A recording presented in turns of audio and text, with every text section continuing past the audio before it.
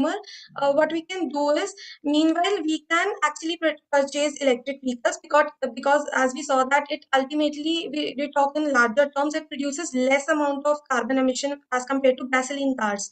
But uh, maybe they can just wait for longer time and till the companies come up with more sustainable or more better electric vehicles, with better batteries, with better with more efficient use of renewable sources to charge batteries. Till then they can switch to other modes, like maybe bicycles for small distances. But obviously bicycles won't solve the purpose for larger distances. Ultimately people have to use their cars. So till then they can use electric vehicles instead of gasoline cars. Thank you so much. Thank you. Thank you. Thank you, panelists. We move on to questioning from the fellow participants. We do not have much time left, so I suggest you make it quick. The first question would be from Sanskar.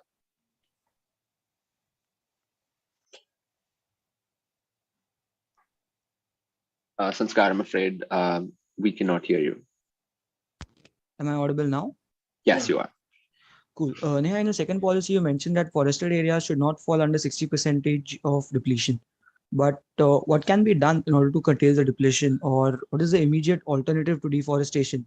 Since plantations take a lot of time to redevelop, what would be the alternate policy to help the forest depletion? Okay. Maybe we can just come up with such innovation in the planting sector, where we can just speed up the processes of planting more trees. Maybe come up with such seeds or such techniques, like we saw that during green revolution there was a high productivity in the wheat. So similarly such kind of maybe innovation can be there, so that the planting process, the growing process of the trees can be increased. Okay, thank you, participant. The next question would be from Rahul. We suggest you keep it brief. Yeah, I have two questions actually. The first one is that one of your policy changes was that you want 60% forestation to be there, right? So sorry for paraphrasing your question. Is there some form of data that you have for saying that 60% is a hard number that it should stop? Why not 65? Why not 55? Why not 80? And why not 10? Right? Is there some form of data to support that 60% number? My second question is, in your EV slide, you sort of said it shifts the carbon footprint, right? My question is, why would you not want to eliminate the carbon footprint in its entirety and just shift it from one place to another, right? Because the entire point of pollution mitigation in the entire works is to mitigate and completely eliminate it rather than just shifting it, right? So regarding the second question, I'm remembering the second question right now. So basically, as I told that we are yet to research on the recyclable batteries, or if we are using the renewable sources of energy to charge the batteries, we'll be mitigating the carbon emission entirely. So it calls for more R&D in this sector. And coming on to the first question, can you please repeat it? I said that one of your recommendations says 60% Yeah, for got it. right? Yeah. My question is why, but that 60% number, is that some fact you have? How is it 60 and not 55 or 70 or whatever? So basically, if we see, if we are living in a closed global economy, and we need to learn from each other's steps which have worked on in the past for other countries. So basically, when I was searching, I got to know that Bhutan is the negative carbon negative carbon emission country. There, and the steps they took included these steps, that the country achieved 60%, to have a limit of 60% forest cover. And so I suggested that the other countries should also at least not able to meet, but strive to achieve this target. So Okay, thank I you, got participant. We have run out of time for this particular session. Judges, the personal Zoom chats of yours contain the judging criteria. We suggest you check that out before we proceed with the competition. Thank you, Neha. That was very insightful. Well done. Sanskar, Aryaman, please. Yes, sir. so I have a kind of a more generic, maybe comments and suggestions. I think maybe we can take them at the end. It's for the larger good of not just the finalist or the ones presenting here, but also to the other people who are in the team. These are more generic comments with respect to climate change, with respect to Right. presentations and other aspects. Certainly, you Can will be given an opportunity to share closing remarks and share your thoughts on climate change in general at Thank once you so all much. participants have spoken. Thank you. Thank you, Sal. I invite to the podium, or rather this online forum, the next participant, Sanskar Shetty from the Symbiosis School of Economics. Sanskar, you now have the floor for 15 minutes. I shall let you know of the timekeeping regulations. I will remind the panelists about their time at the 12-minute mark, and when the 15-minute mark has elapsed, we shall have a hard stop to adhere to the competition's guidelines. 12-minute mark, I suggest you start concluding. Okay, thank you. Sure. Can you Sanskar, you may confirm if proceed. my screen is visible? It is. Panelists, Good I'm so luck. sorry I won't be able to turn my camera. I'm suffering from the power outage in my area and I'm currently presenting via my mobile hotspot. So sorry for the inconvenience caused. Starting here by now. Good morning, panelists, fellow competitors, and all the spectators here. It's an honor to be here and present my thoughts on a topic in front of such esteemed guests and super intelligent participants. It's a privilege to be here, and I hope I stand up to the reputation of the event. Now, starting off, as we already know, the theme of the event this year and round three is climate change, the world renewed. Climate change is a war that has to be fought on many fronts, and as Professor Raza mentioned in the last segment, and many battles have to be fought before we win the war. Therefore, today I shall be presenting a battle on the front on green infrastructure in urban developments. Starting off, introduction. Since the theme of the event revolves around climate economics, it basically refers to the geoeconomic structure of the ecosystem. The structure essentially studies the effects of the economic decisions on the entire ecosystem and how environmental policies also affect the economy. The topics that are being covered under the umbrella of geoeconomic structures are like emissions trading. In layman's language, emissions trading refers to the auctioning of greenhouse gases and other harmful gases in order to corporates who may later either use it for their own production purposes or use it as a means for intra-industrial trade between other enterprises. It essentially involves providing financial incentives to overall reduce pollution. There are various other aspects out there that would affect our overall codependent structure in various other green hemispheres, such as emissions from factories, cars, refrigerators, etc. But those are wars to be fought on different fronts. Right now, we shall be discussing green infrastructure in a more detailed manner. Green infrastructure is essentially a strategically planned and managed network of lands, working landscapes, and other open spaces that conserve ecosystem values and functions to provide associated benefits to the human population. The overall foundation of green infrastructure lies in its natural elements, woodlands, wetlands, rivers, grasslands, etc. It refers to the infrastructure planned in accordance with surrounding ecological systems. It encapsulates the foundation of infrastructure building as well as maintain the geoeconomic balance by building these foundations and keeping the nearby ecology intact. A suitable and quality green infrastructure has an adequate planned number of the following lands. Firstly, parks and gardens. Urban parks venturing for kids and pets, formal gardens serving as picnic spots or walks, or just enjoying the urban nature. Next up, amenity green space. It basically means that amenity spaces shall be based and modeled and developed in a way where they fulfill their purpose and provide a good environmental exposure as well. Such places refer to recreational places, housing developments, commercial spaces, domestic gardens, farming regions, poultry regions, etc. Lastly, green corridors. This is a very important factor in planning the cities and smart city plans of India. It essentially refers to systematic planning of routes, railways, roadways, etc., in accordance with the environmental structure of the land. It means planning the routes in a way that the plants and trees form a sort of a corridor or a passage, as the name suggests. This helps in building of clean air for the city, promoting more of public transport or walking and cycling, as it has been seen, as it allows more leisure to the public to enjoy the nature of the beauty that they otherwise wouldn't have been able in the urban climate. It refers to systematic planning of rivers and canals, roads and rail corridors, cyclic paths and pedestrian footpaths. Now, thinking of economics and environment, a very famous quote by American President Franklin Roosevelt comes to mind. He mentioned that there will never be an economy that would flourish without a sustainable environment. It's absolutely correct. At times, people say that these are two sides of the same coin, but it essentially isn't true. An environment would easily survive without an economy. It has for centuries before a definitive economic structure came into existence. But an economy, on the other hand, would never exist without a sustainable and supporting environment. Now, before addressing policies that would help in boosting green infrastructure, we shall look at an immediate issue faced due to climate change by the global economic structure. The most drastic problem at hand is that if the climate change isn't given adequate attention, according to the Swiss Re, the global economy would lose nearly 18% of its GDP value, along with a 3.2 degrees Celsius increase in the global temperature. This assessment by the Swiss Re states that if global temperature does rise by 3.2 degrees per Celsius, 48 nations would lose nearly a 10% value of their GDP, which would account for nearly 18% of the global GDP. The Swiss Re also states that though the global leaders would all lose 10% of their GDP, recovery for them would be easy as compared to other nations. That if immediate action is not taken to reduce, by mid-century, there wouldn't be a definitive global political structure. Since then, it would become a situation of power grabbing to see who would dictate the world's ideologies and agendas by mid-century. In its climatic index, it states that nations like Malaysia, India, China, and Philippines would lose the most vulnerable in such conditions and would lose nearly 24% of their economical placements.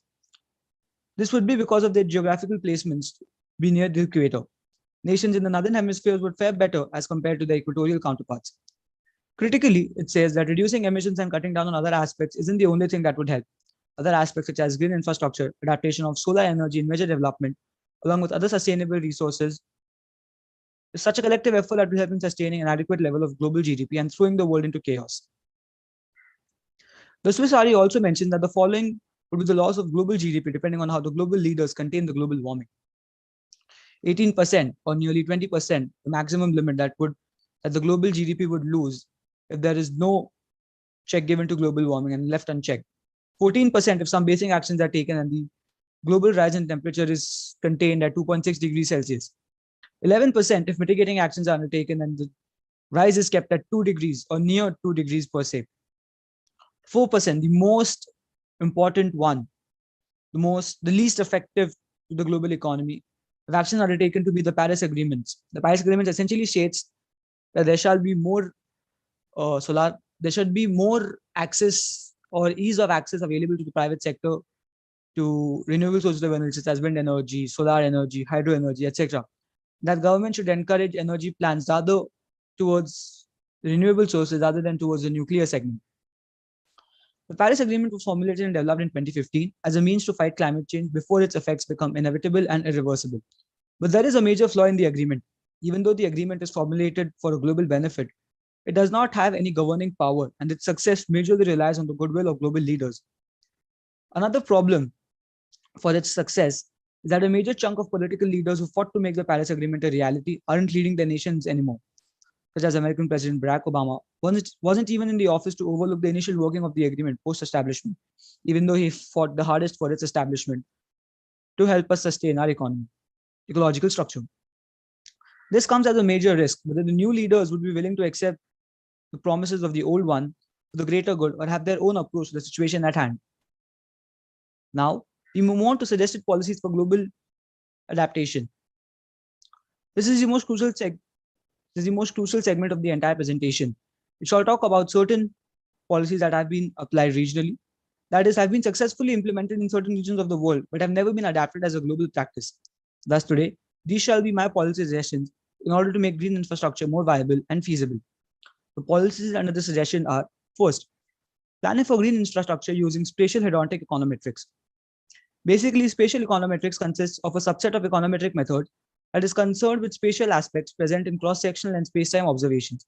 Basically, it refers to using space and the regional ecology as a variable understanding how structure should be planned. From the viewpoint of sustainable development integration, the greening of cities appears to be far from an unconditional goal, easy to be achieved and not too difficult to arrive at. Successful spatial solutions have parameterized according to few goals to defining what location in question is and what type of greens should be considered and given more importance to, and what the intended and extended benefits of such planning is with respect to green planning. A Finland-based study shows that some of these solutions have surprisingly unintended effects if conceptualized and implemented in the right way and right location. This refers to successful planning of the city in accordance with proper drainage, rainwater harvesting, etc., using spatial econometrics to fit a certain quality of volume and environment in the structure. in the given area can have various natural benefits, such as building up of new aquifers, which essentially is the need of the current and the future generations as well. Second, effective planning of most smart cities, an Indian solution. In India, the smart city mission has taken the nation by a big toll. Today, the smart cities are not only developed in means of technology and effective transport, but these cities are well surrounded by nature and environment as well. Smart cities initially are planned to make the city travel routes more effective, less clustered, increase its technological level prowess, meanwhile keeping the city and its inhabitants close to nature. Unlike other processes, for a city to be eligible to undergo a smart city redevelopment, it has to fall under certain criteria. But if the criterions were to be made slightly flexible along with more available financing, the better would be the end results of the new planned city. A big advantage of planned cities is that they're technologically advanced, have better routes, higher employment rates, etc., amongst other basic parameters.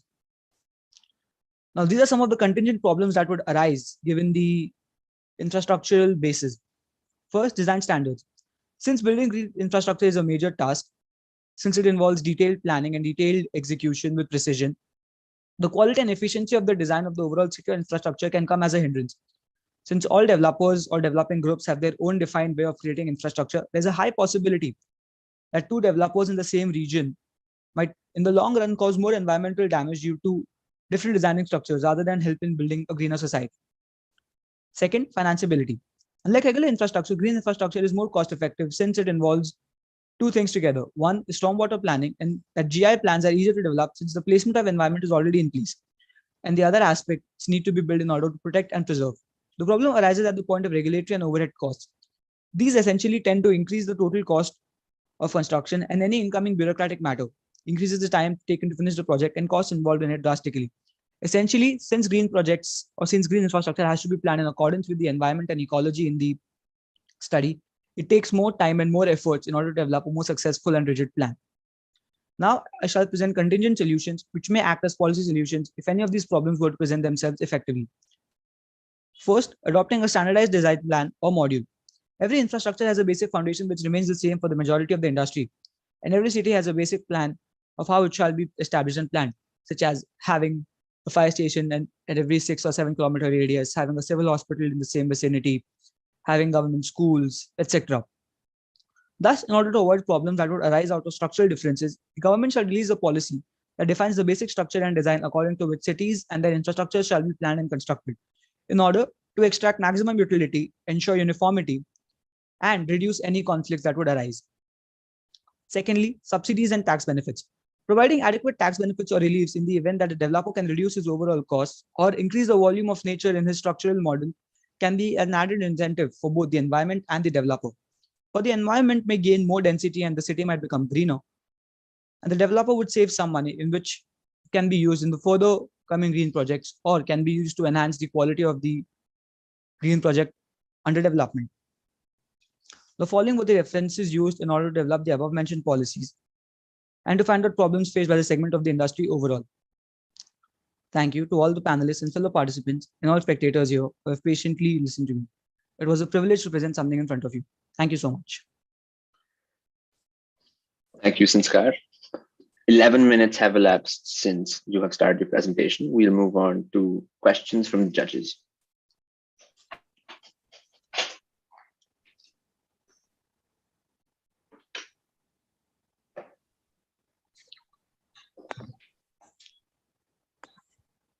So, hi, um, hi, Sanskar. Hi, sir. So, I have maybe two questions for you. So, you suggested something called like in terms of solution, adapt to standardized design structures. Yes, sir. And so, how do you see, or what do you suggest as an economist? Think like an economist that how you will source the fund or the financing for the additional cost that is required or additional money that is required to build that infrastructure. For example, if I need 10 crore rupees to build something which is not climate resilient, or if we build that for 12 crores, how do you suggest to that get that 2 additional crore rupees to build that infrastructure, or how that can be recovered also? So it has actually two parts: how you propose to fund as an economist, and how you propose to recover that cost also.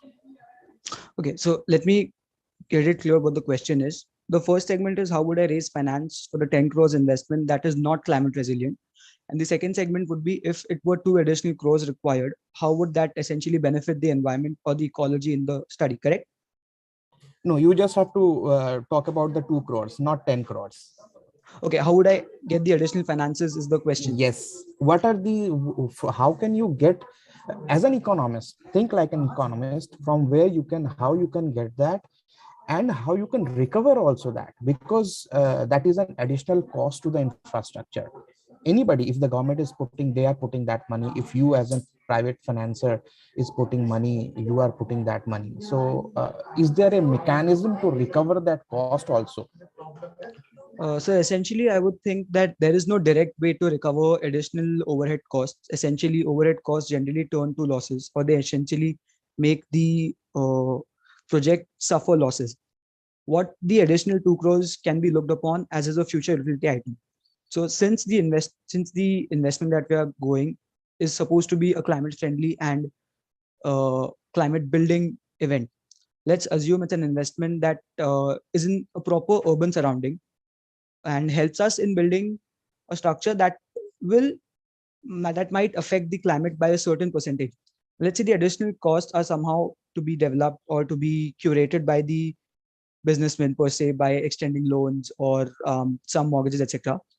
We could look at it as a utility item that additional 2 crores might help us build a new aquifer in the forthcoming 8 to 10 years. That might essentially help in building the underground water service for the city or that regional segment. Essentially, additional overall costs for climate betterment cannot be considered or cannot be recovered by the means of monetary benefits, but will have to be looked around by the means of utility benefits such as aquifers, better rainwater harvesting facilities, or better facilities during droughts or such conditions. All right, thank you so much. How do you build an aquifer? You talked about building an Uh, aquifer. that I am unaware of, sir. Yeah, aquifer is a natural space Correct. within the earth. It's a natural thing that gets developed over a particular period of time by proper harvesting of rainwater. I am aware of the process. I'm not aware of how it is essentially to be made. Essentially, the Finland study that I have done, that I have taken the policy suggestion from, suggests that if the study is planned using a stormfront water suggestion, that since urban infrastructures do not have permeable soils, they have concrete soils through which the water cannot essentially reach the groundwater in order for the aquifer to develop or to get made. Okay, so you're talking about recharging an aquifer, not building Yes, an aquifer. not Yeah, okay. building a new aquifers. You can't Sorry build for an the aquifer. Yeah, sorry for the okay, wrong okay. wordings. Okay. So one of the points which you made is that there will be a loss of GDP by 10%, and you made those predictions based on a scenario analysis. If it goes to 3.2, where are those figures coming from? Where is, let's say, 20% of GDP loss, 11% of GDP loss? In what segments of How, the you're asking in what segments of the industry do those no. laws come in? I'm saying how did you get such precise numbers? I mean, I would have thought we would have given a range. So the loss of GDP would be between 10 to 15%. You're precisely saying 11%, Correct. So these and so on. studies were undertaken by the Swiss RE in order to understand the climatic effects if during the Paris Agreement that happened in 2015 and post in 2018 once to check what would be the effects if it went under check. All these figures were directly taken from a report from the Swiss RE. Okay, so this is an aggregate of the GDP loss which they've predicted, right? Yes. Do you think we will go as per the global average, or would India be a little higher in loss of GDP or lower in loss of GDP? And why? Essentially, I would assume it would be in the higher segment of the losses given the current conditions, since we fall in the equatorial region of the global structure, as in we fall in the middle segment of the infrastructure, and the heat to us is the hardest as compared to other segments. So the loss of natural resources for us will be heavier as compared to countries situated in the northern hemisphere or the southern hemispheres per se. because they can still have more reserves in underground resources as compared to us, since ours will dry up more quickly as compared to other segments. And due to the heat that we face directly, growing everything with ease is a difficult condition for us. So developing the ecology again, if it reaches a point of near irreversible problem, will be difficult for us as compared to our northern and southern counterparts. Okay. Okay. Thank you, Sanskar. Professor Amarnath, should you have a question? Yeah. Sanskar, you have suggested the green infrastructure is a viable solution. Why do you think green infrastructure would be a viable solution considering the Indian economy situation? Now, I let me connect with the what Asif has asked. He asked about how you will manage the additional 2 crore, and then you have also suggested subsidy and tax benefit. So on one hand, you need more investment, and other hand, you also need more expenditure in terms of subsidy and tax benefit. So how you are going to manage this space that you needed? Correct. So one segment, the green infrastructure only is a part solution to climate change. It's not a definitive solution. Climate change is a very big topic, as you all mentioned in the previous segments, and it has to be fought on many places. Green infrastructure would be a major one, since shelter is one of the most basic needs of humans, and effective infrastructure would lead to effective economical and ecological growth hereby. Now, as for the subsidies and taxes part, subsidy and tax reliefs part, if the developers were to be given subsidies in a way that would incentivize them to build more ecology in their infrastructure model, taxes would have to be increased in other segments of the economy, be it indirect taxes, direct taxes, reducing our imports, forcing more exports. In other segments of the economy, we would have to put more leverage in order to provide the relief in this segment. It would not essentially be a cost effective manner. It might be a very close or mostly even be a break even point, but or might even end up in occurring losses for a certain period of time before we essentially get the utility benefits back. Essentially, it would be a highly long-term plan as compared to its short-term losses. Okay, thank you. Thank you.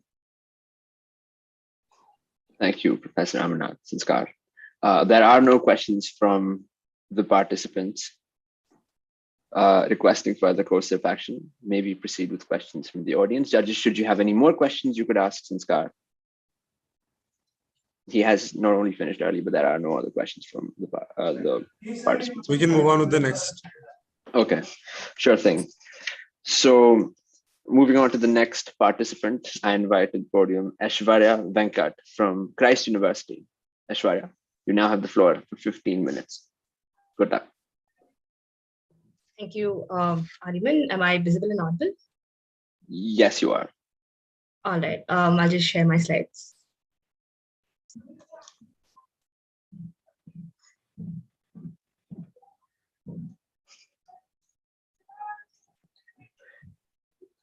Your slides are now visible. Thank you for the confirmation. So greetings to all. And today, this is a short point of view from my end on what is the way out of climate change in the perspective of an economist. So when I first got this topic yesterday, I think I spent around half my time trying to understand what exactly is it that I should be covering this presentation, because climate change is such a diverse and huge topic, right? And then I decided that this presentation should be about how an economist thinks about climate change, because essentially, with the training that we are all receiving to be future economists, and this event itself being Economist of the Year, this shouldn't really focus on genetic facts about climate change, but should really try to question about how we as economists are thinking about climate change and what we really need to do about it. And after I decided that that's what I want to do, I spent some time reading about the contradicting perspectives, and as usual, economists always have multiple perspectives. And when it comes to climate change, there is a criticism on economists that the way they think about climate change is like how blind people, the popular story of 4 blind men trying to describe an elephant. So all of them look at parts of it separately, and they're not really able to picture the whole elephant together. And I will justify this stance through the course of this presentation. Starting off with the very one of the initial perspectives put forward by economists on climate change. So this was from the inaugural issue of the journal called Ecological Economics by Robert Costanza. And this quote sort of highlights how economists from time immemorial have been assuming that economic growth is the single most important thing that we need to focus on when it comes to climate change.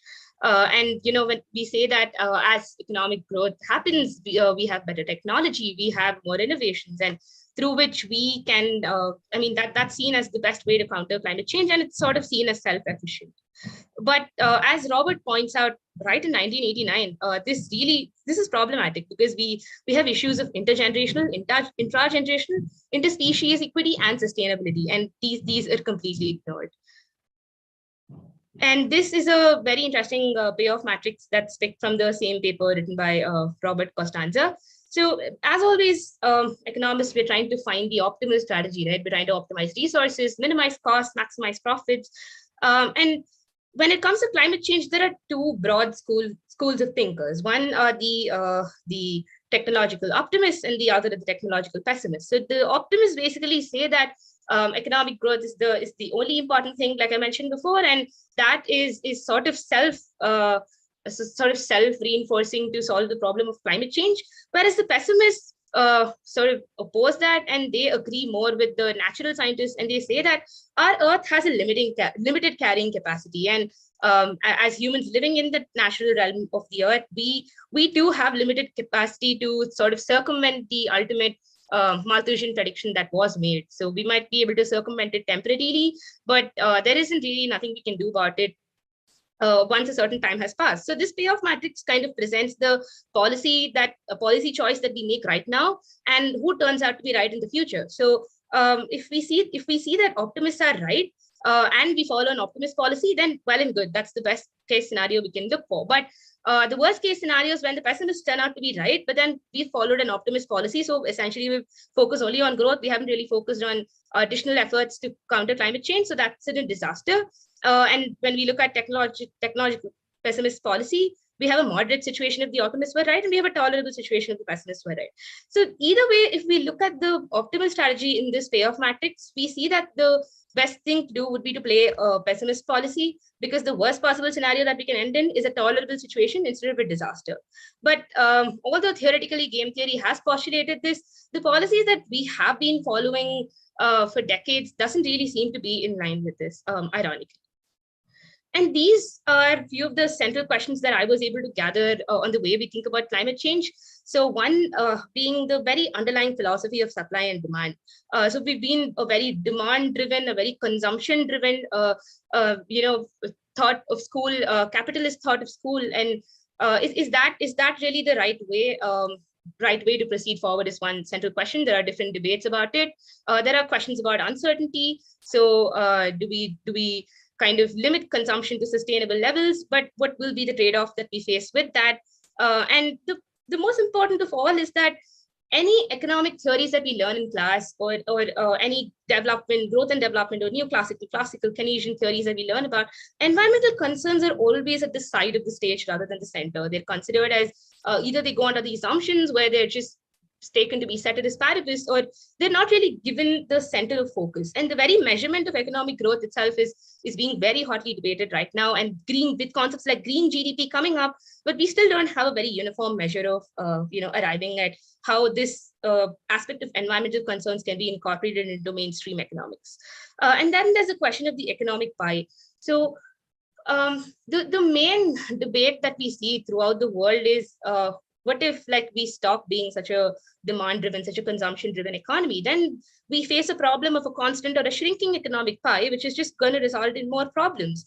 And then there are the other school of people who say that that's all right to not focus on the size of the economic pie, but rather focus on the well-being and supporting those who are the most vulnerable. So we see a huge disparity between developed and developing nations, and within the developing nations, we see the extreme amount of climate injustice that's happening to the most vulnerable sections, the one who are living in crowded urban slums, or the average Indian farmer who's going to face the brunt of increasing temperatures and erratic monsoons and floods. And then comes the concrete theories. So we've understood that economic growth is at the center of all debates, because that kind of decides the trade-off that we face between whether or how much everybody agrees that climate change is important. Nobody's saying it's not. The difference arises only in the area where the extent to which they believe the government should intervene, and the extent to which they feel that climate change would, can be controlled or will have an adverse effect on the economy. And this is one of the most interesting theories I came across, the environmental Kuznets curve given by Grossman and Kruger. And this was based on Kuznets' a similar kind of relationship that he came about with income inequality and income. So this curve basically says that as we move through the different stages of economic development, we see that the carbon emissions, which is plotted on the your y-axis, it initially increases, and then there's a tipping point post which it starts declining because of energy gains, efficiencies, and better technology. But this has been contested for a variety of reasons, and we can see where Grossman and Kruger came from, because this is actual data that's been sourced from Seeley et al. And we see that if you look at the trajectories of South America, North America, Europe, the developing worlds, there is most certainly a tipping point. And this tipping point is clearly visible, but it's not so for the developing countries like Asia and Africa, where their carbon ton emissions are showing a steady rise, and we don't see a tipping point anywhere in the near future. So what does this, so can we really say that if we give this graph some more time, I don't know how many decades, but with modeling techniques, I'm pretty sure there are already estimates out there, there's a tipping point, let's say here or here. But in my point of view, that's a very erroneous interpretation to make. And I will be explaining that using the interesting puzzle of Jevons paradox. So often the assumption in the environmental Kuznets curves, the tipping point was that energy efficiency and the technological spillovers that would happen in the economy at some point in time.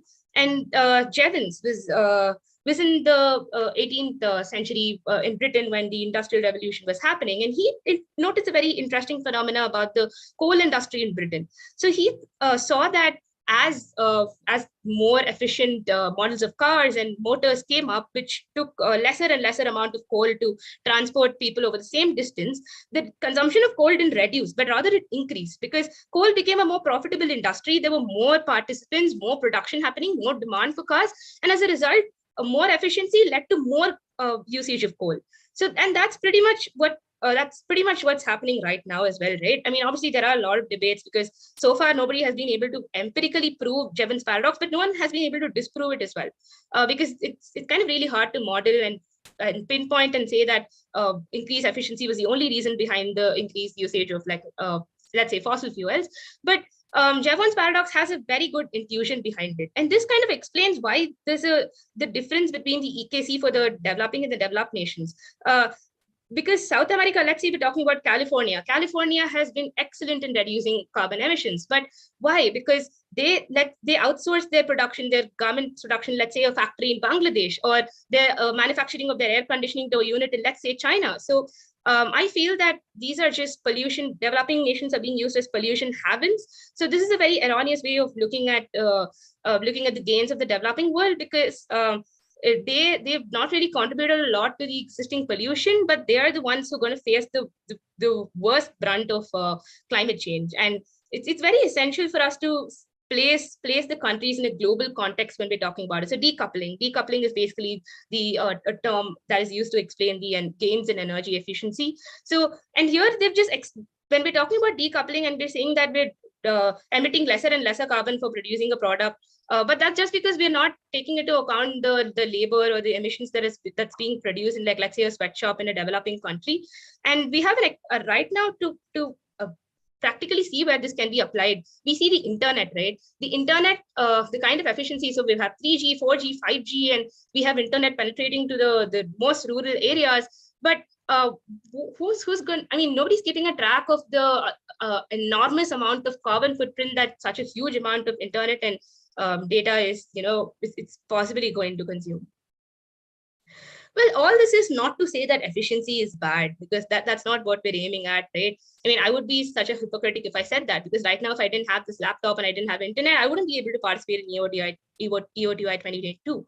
But all I'm trying to point out here is that we should be aware of the injustice and the disparity that exists when we're trying to think about an issue from the economic perspective, and merely acknowledging it and trying to remove the unconscious biases that might come along with it while coming up with some sort of a model or theory. I mean, that is the best thing, because for instance, let's take the 2018 economics Nobel Prize that was awarded to Professor Nordhaus. So he came up with the DICE model, or the Dynamic Integrated Climate Economy model. So this was a very elaborate model with around 14 behavioral equations.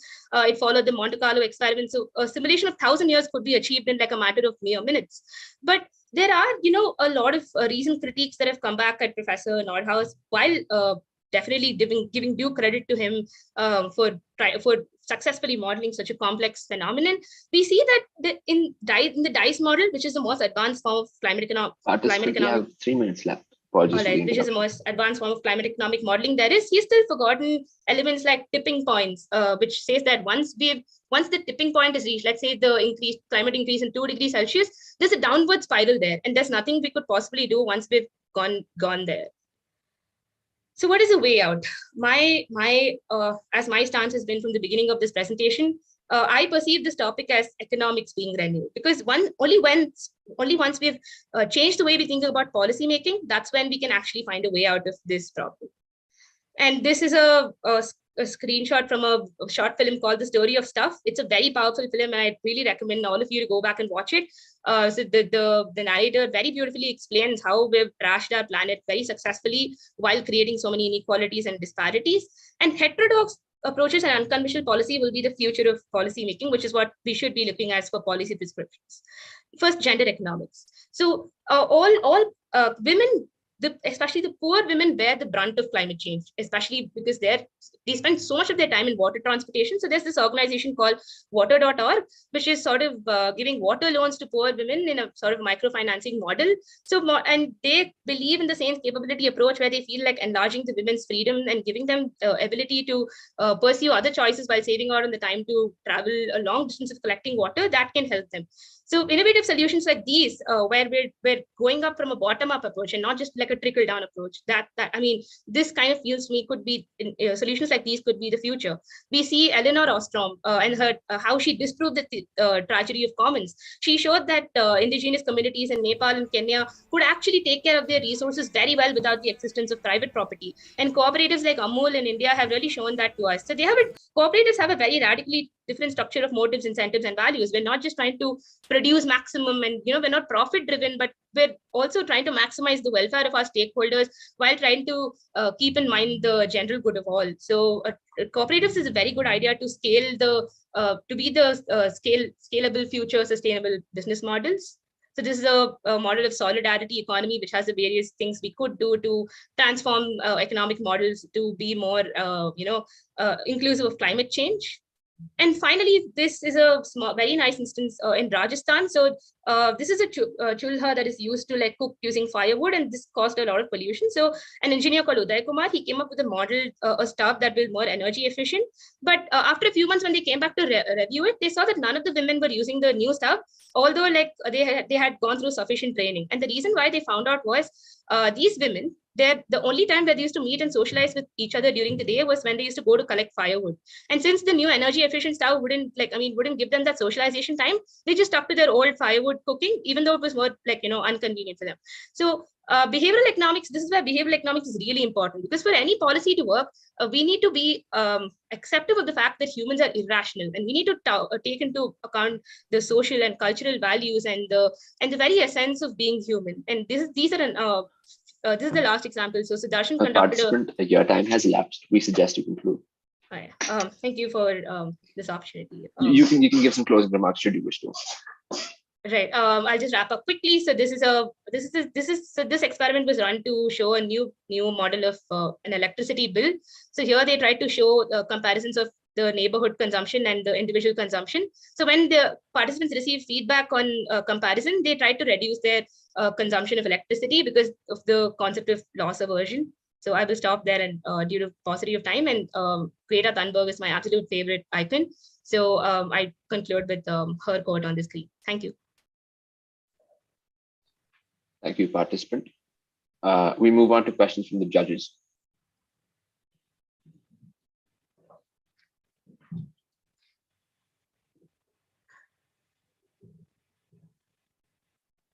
Panelists, are there any questions on the floor at this moment? So, excellent presentation, Ashwarya. Many congratulations. You actually tried to get into too many things, Yeah. but it's good to see that you tried the essence of whatever is in climate change is coming out. So I specifically have two, maybe one or two questions. So number one, as an economist, as a person, what what do you suggest in a country like India, where we have per capita emissions are very low because of the people we are having in India? There is aspiration in the people to get, who don't doesn't have a bike to get a bike, who doesn't have a car to get a car or something. So there are these set of aspirations. Then there is a per capita income increase, which actually adds on to the aspirations of the people and consumption and everything. So in all of this, how do you as an economist suggest, what are the key factors that we need to look at, or we need to somehow manage with the course of development we have at in India? So what is your suggestion as an economist? Number one question. Number two, you showed that Kuznets curve, where exactly right now India is in that curve. If you can maybe open that slide and show and why we are there. Right. To answer your first question, sir, it's a really relevant question. And like just yesterday, I was talking with my father, and about how like this. I was trying to understand from him on how like each appliance in our home came to be. So initially, we had a refrigerator or like TVs that was like old models, and as the newer models came in, we got the newer ones, and we just threw away the old ones. And there were all these recollections of how the consumption pattern itself has radically changed, in a matter of a few decades, because a lot of houses didn't own fridges, and he was telling us about how if they got something like ice cream, they had to empty it immediately because there was no possibility of storage. But now that we have an option to consume a lot more processed foods, we have an option to store things. The way not only the buying of these appliances per se, but the secondary consumption that these appliances generate, that pattern of consumption also has radically changed in India. And there is no easy way out of this, but my perspective would be to take a 3I approach: investment, institutions, and infrastructure. So institutions is the first main thing, because no economic policy making can be disconnected from the social and cultural aspect of it. So if we can, there's Niti Aayog already has a nudge unit, a behavioral insights unit in India. So somehow if we could bring better urban planning, better public transport, then we could try to use the infrastructure and investment to induce people to say, we provided you with such good public transport, so why do you even need a car? Something similar to experiments being run in like Portland, Oregon now. So they are trying to reduce the number of cars on their street, and the behavioral experiments have actually seen a decent amount of success. So that would be my key 3 I's: institutions, investment, and infrastructure. And as for your second question, I'll just go back to the slide ones, but India is not there on that graph specifically. There is data, sir, and India is still on the upward trajectory. So I'll just take you back to the graph just for like a few seconds. Yeah, so this is the trajectory of Asia right now, and India is somewhere here, so we don't really see a tipping point because the emissions Go to the previous slide. Yeah, here, right. So India is somewhere here. Yes. It's still, And why we are here? It's before the tipping point, because as per the textbook definition of an EKC, the tipping point, after the tipping point, emissions and emission is supposed to decline with growth in per capita income, but we've so far not reached the tipping point. So anywhere before this part, like India could lie anywhere here before the tipping point. All right, thank you so much. Please, you can go ahead. Thank you, sir. Any other questions from the judges?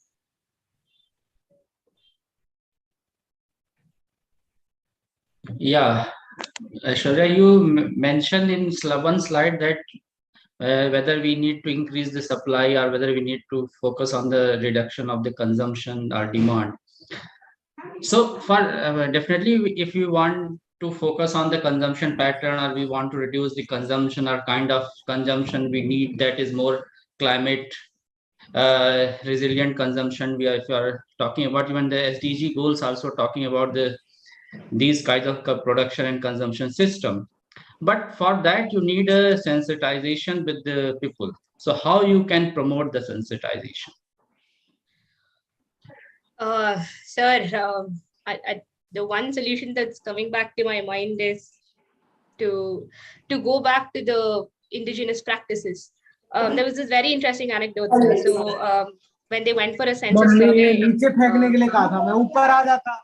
in Meghalaya, in somewhere in a remote village near Meghalaya, the northeast, and they asked a very elderly member of a tribe as to what does land mean to you, and like they kind of asked him for like land documents to prove that he had been living there for a while, and this was the answer that he gave.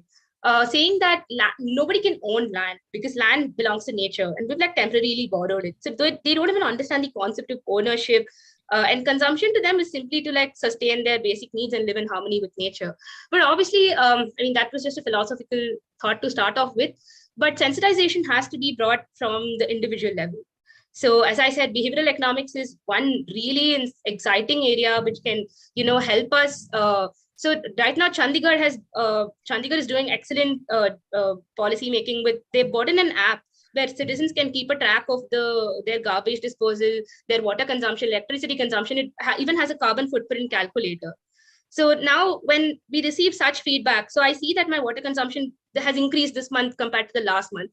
So that kind of instantaneous feedback sort of helps at least reduce the consumption levels that we see in like rich urban areas, at least people who have access to these smartphones. And I think this should be sufficient because the carbon footprint of an average rich person in India is 7 times that of like a poor rural person. So, I mean, it's very clear whom we need to target if we want to reduce carbon footprints, not the poor. And they're not even doing anything and they're facing the worst effects of climate change. So I'm sure that such interventions through technology, we can easily, I mean, more easily take it to the consumers at this point in time, and just going and sitting and talking with your grandparents and trying to understand how their life was, and if we can even do a smallest thing like taking a bus instead of taking an auto, or like, I mean, if it is convenient to do so, and things like that. So I mean, I agree that in no way this is a comprehensive answer, but this is what I could think of at this point. Thank you, Aishwarya. Thank you, Professor Amarnath. Any other questions? Nothing from me. Okay, certainly. We'll move on to questions from their fellow participants. The first question will be asked by Sakshi, followed by Rahul, followed by Sanskar. Sakshi, you may now proceed. Yeah, wonderful presentation, Aishwarya. I just wanted to ask that at one point in your presentation, you mentioned that no one is keeping track of the carbon footprint data. And right now you mentioned that Chandigarh has an app. So I'm just trying to wrap my mind around this contradiction. Right. And could you elaborate why you said it at that point? Right. I would like to offer a clarification here. So when I said that nobody's keeping a track, I didn't mean that data wasn't available on it. But I said nobody's keeping a track of it when we are making when we're engaging in economic policy making, or when we are trying to, like, if I mean, people talk about digital literacy, people talk about the digital economy, and like we engage in cost benefit analysis. So all I was trying to point out was that the cost benefit analysis systems that we have in economics right now don't account for a lot of things that can be accounted. So that was all I meant there. Don't keep a track of it in economic modeling or in economic policy making, and not absolute lack of data per se. I hope that answers your question. Oh, thanks. Thank you. Rahul, you may ask your question. Great presentation. Just a small question. I did not see, or at least I missed, any government interventions or policies that you're suggesting. Can you talk about those, the ones that you want to suggest to the government, maybe international or to India or to any other government, please? Right. So I didn't have a very concrete set of things specifically for the government, but I was rather trying to bring about the approaches that should be used in policy making in general, which is applicable to any government body trying to making policies, like right from the local government bodies who should be, kind of sensitive to gender factors when they're making policies. So like make policies that going to benefit women, because we've seen that whenever policies benefit women, it benefits the entire family, because there tends to be a huge spillover effects, especially in like rural areas. So that would be one key recommendation. So government should try to introduce gender budgeting, not just like dividing the gender allocated for women welfare schemes, but try to get gender disaggregated data for every single point of data or like point of policy evaluation that is conducted. That would be my first recommendation. My second recommendation would be the three set of eyes, again, as I suggested, investment in institutions and infrastructure. So taking a holistic perspective to policymaking before we try to evaluate or try to assess the success that the policy would have.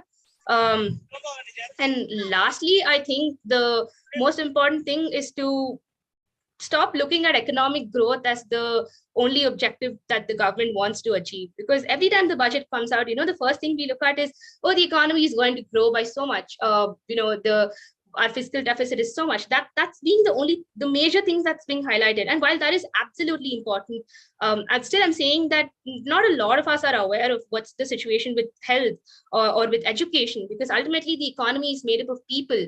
And at this point, I feel we're not really giving enough focus to like human capital development, which is something that I feel the government can highlight more than what they're already doing, and be a little more inclusive of that.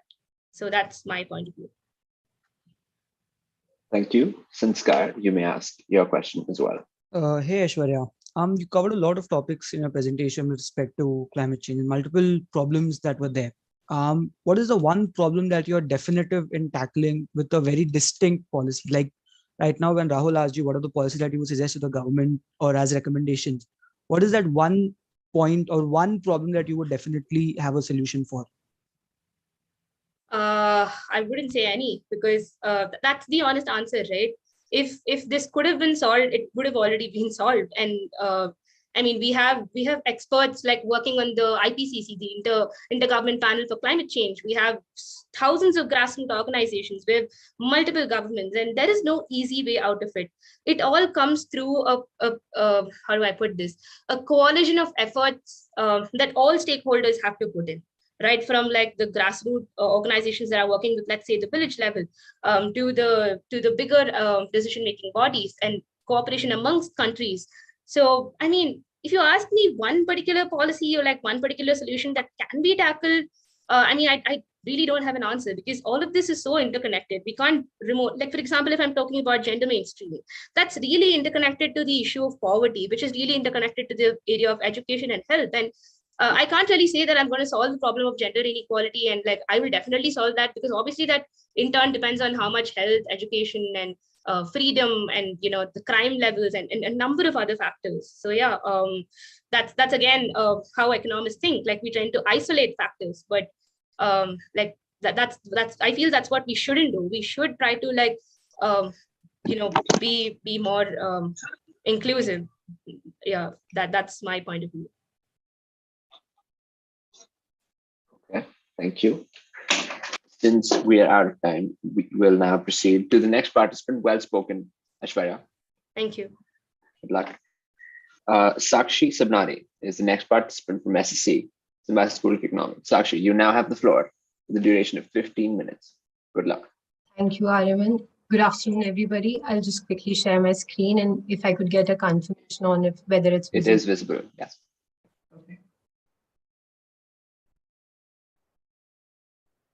So, good afternoon once again. I'm Sakshi Sabnani, and I would like to, in my presentation, take you through the narrative of climate change through the perspective of, are there lessons that can be learned from economics?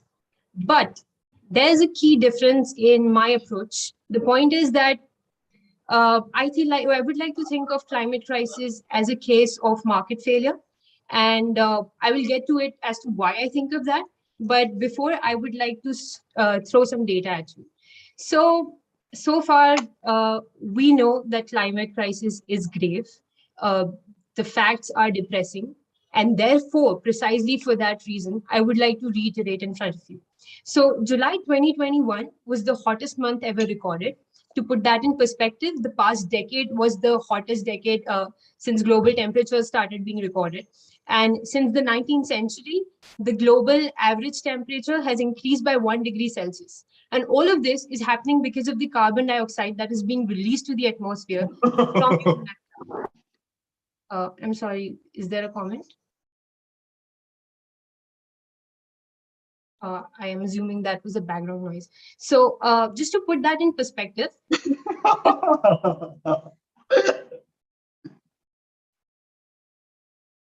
IT, please check this out. It's disturbing. Okay, ma'am. Can you please? Yeah. So to put that in perspective, the carbon dioxide being released from human activities is 250 times faster than it would have been if it was purely natural sources. So imagine something that was supposed to go on for a prolonged period of time and gradually has been squeezed into 40 years. And all of this heat, it's trapped in the Earth's atmosphere, but it has to go somewhere. So 90% of it is absorbed in the oceans. And this has led to putting 11% of the world's population at vulnerable risk of climate change impacts. These could be loss of livelihood, loss of lives, loss of homes as people know it. So as humanity, what are we doing about it? There was the Paris Agreement that gave us the 1.5-degree goal. The goal was to limit global warming to 2 degrees, preferably below 1.5 degrees Celsius. And the idea behind this was to adopt the net zero policy. So essentially, there is a reduction of greenhouse emission coupled with the removal. So what you're doing is you're balancing the emission produced, and you are also removing the emission from the atmosphere. And then the way the emission removal works is that you plant more trees, you get direct air capture methods, and then you use some processes, chemical processes, for example, to enhance soil quality using biochar. So you would think that we have the solutions, right? And considering how grave a problem it is, we would have developed so far the executive capabilities as well. But let me throw another grave statistic at you. To follow a 1.5-degree consistent pathway, the world will need to decrease fossil fuel production by roughly 6% in this decade. And yet, planning and projecting countries are planning and projecting an average annual increase of 2%, which by 2030 would result in more than double the production consistent with 1.5 degrees Celsius limit. So when I was looking at all these statistics, I thought to myself, are we at the doom? Because everything seems urgent, everything seems important, and yet the execution seems to be missing. So in my presentation, what I want to share with you are the hopes that I found through my research, the hopes of actual actions being taken place, and my insights of the economic ideas that are being coupled with these perspectives. And I could have developed a theoretical understanding of these concepts, try to give you what could work, what might work, but instead I want to share things that are working. And the beauty of all these answers is that they are scalable. They can be lessons from these examples can be taken up by several countries and can be modified and used according to their skills. So let's begin with the case of carbon removal. And for this, I present to you Microsoft and its incentives. So here's a beautiful program started by Microsoft. It's called the Carbon Removal Program. And here's their mission statement. We've committed to be carbon negative by 2030. This means reducing our greenhouse gas emissions by more than half, removing the rest, and then removing the equivalent of our historical emissions by 2050. Ambitious, right? I know that's what you're thinking. I thought that too. But here's why I've included this in my list of hopes. You know what they did? They developed a proper program. They specified a statement of what they meant by net zero emissions. And then they asked everybody from around the world to submit them proposals, actual solutions that can be used to remove carbon from the atmosphere. And they do this in 3 ways. One is a low deployment, medium deployment, and the final is a high deployment scheme. So low deployment is something that will work for 100 years. Medium will be 100 to 1000, and high would be 1000 and above. So the first key area of focus is forestry and soil-based projects. You can improve the health of the soil. You can plant more trees, basic stuff you all know. The second stuff is to use biochar and other methods to sequester carbon. So biochar is a wonderful resource because it is a carbon sink, and it also helps in increasing uh, the variety of the soil and its quality, not the variety, sorry. And finally, there are direct air capture methods. So there is an actual operation ongoing in Iceland currently, which is funded by the $1 billion from the $1 billion fund put aside by Microsoft for climate change activities. And it is capturing carbon from the environment, it is processing it, and it is putting under the ground. It is essentially putting it back from where it came from. You're basically reversing the cause. And why am I so excited about this project, even though it is not yet that big that we see, it is being talked all over in the headlines? Because it signals demand. When you signal demand, you support innovative removal actions. So what my key takeaway from this case study was that it aligns incentives for innovation, and you can see Bill Gates talking about climate change on international platforms. That is transparent and bold leadership that is required. And when you see leaders stepping up, setting aside funds, actually going out and doing things for climate change, it enables production at scale. So when production is enabled at scale, people can use it because it costs less after a point of time. That's what happened to renewable energy sources. So there it is, my first ray of hope. The second, clean transport. And in this case, I would like to present to you A.P. Moller-Maersk and the implicit cost theory.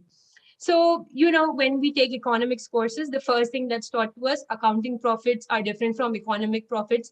Always consider the implicit cost. And it was so refreshing to hear a chairperson of an actual commercial firm talk about this stuff. So let me just briefly tell you about the press release they made, and I'll just focus on what they did. So they said that they will scale zero carbon solutions for their ocean transport. And by this, what they did was that they are employing green energy powered fleet for ocean transport, and it's going to be operational from 2023. Wonderful news. And let me tell you how that works. So look at this chart, big enough. And I thought, well, so many processes must cost so much. Where are we going to get that kind of energy from, money from? And can we convince companies to actually go through this elaborate process and use these kind of products? Turns out, hang on with me and let's see how this works. So they use renewable energy. They partnered with a Denmark firm, and Denmark is known for their wind energy. So they use renewable wind energy with the process of electrolysis, transfer that into hydrogen, and through several other processes, it gets ready to be e-methanol, which is then being used for green transport. Now, I know what you're thinking. Cost might be high. Turns out the cost of going green, not that high. You know how I know that? Because this company did a cost benefits analysis, and they reported that the cost of exporting a sneaker from Asia to UK with this green energy would just cost them 50 cents more. Isn't that great? It is, because for the first time, people are actually employing green energy like that. And the chairperson went on to say that we want to consider externalities. We want to see what the other alternative is. Because then they said that if we consider the cost to the environment of the current energy sources, they would be a lot more than what comes from the green energy use. So what I want to propose then is that now is the mindset, and now is the time to take forward the mindset of considering externalities when we're talking about our production lines, because we're not living in the world where climate change is a distant reality. It's our present. So things like these need to be adopted into our policy and decision making. So you might be thinking, well, that's good enough. People who have a moral, they would help with the climate change. But what about people who do not want to take accountability of stuff? And that, I believe, is one of the major problems of actually forcing action, because execution has to happen when you can hold people accountable. And here I have two cases that can, display how accountability was enforced. So I would like to begin with the environmental litigation plans in China and how that has transformed and empowered people so that they can ensure regulation. So a legal reform in 2017 empowered prosecutors across China to launch public interest litigation. Now, this was one of its kind in China because never before it was allowed for prosecutors to even sue state-owned properties. And what this did, this was a special law reform. The government also helped in the appointment of special judges to engage with environmental litigations.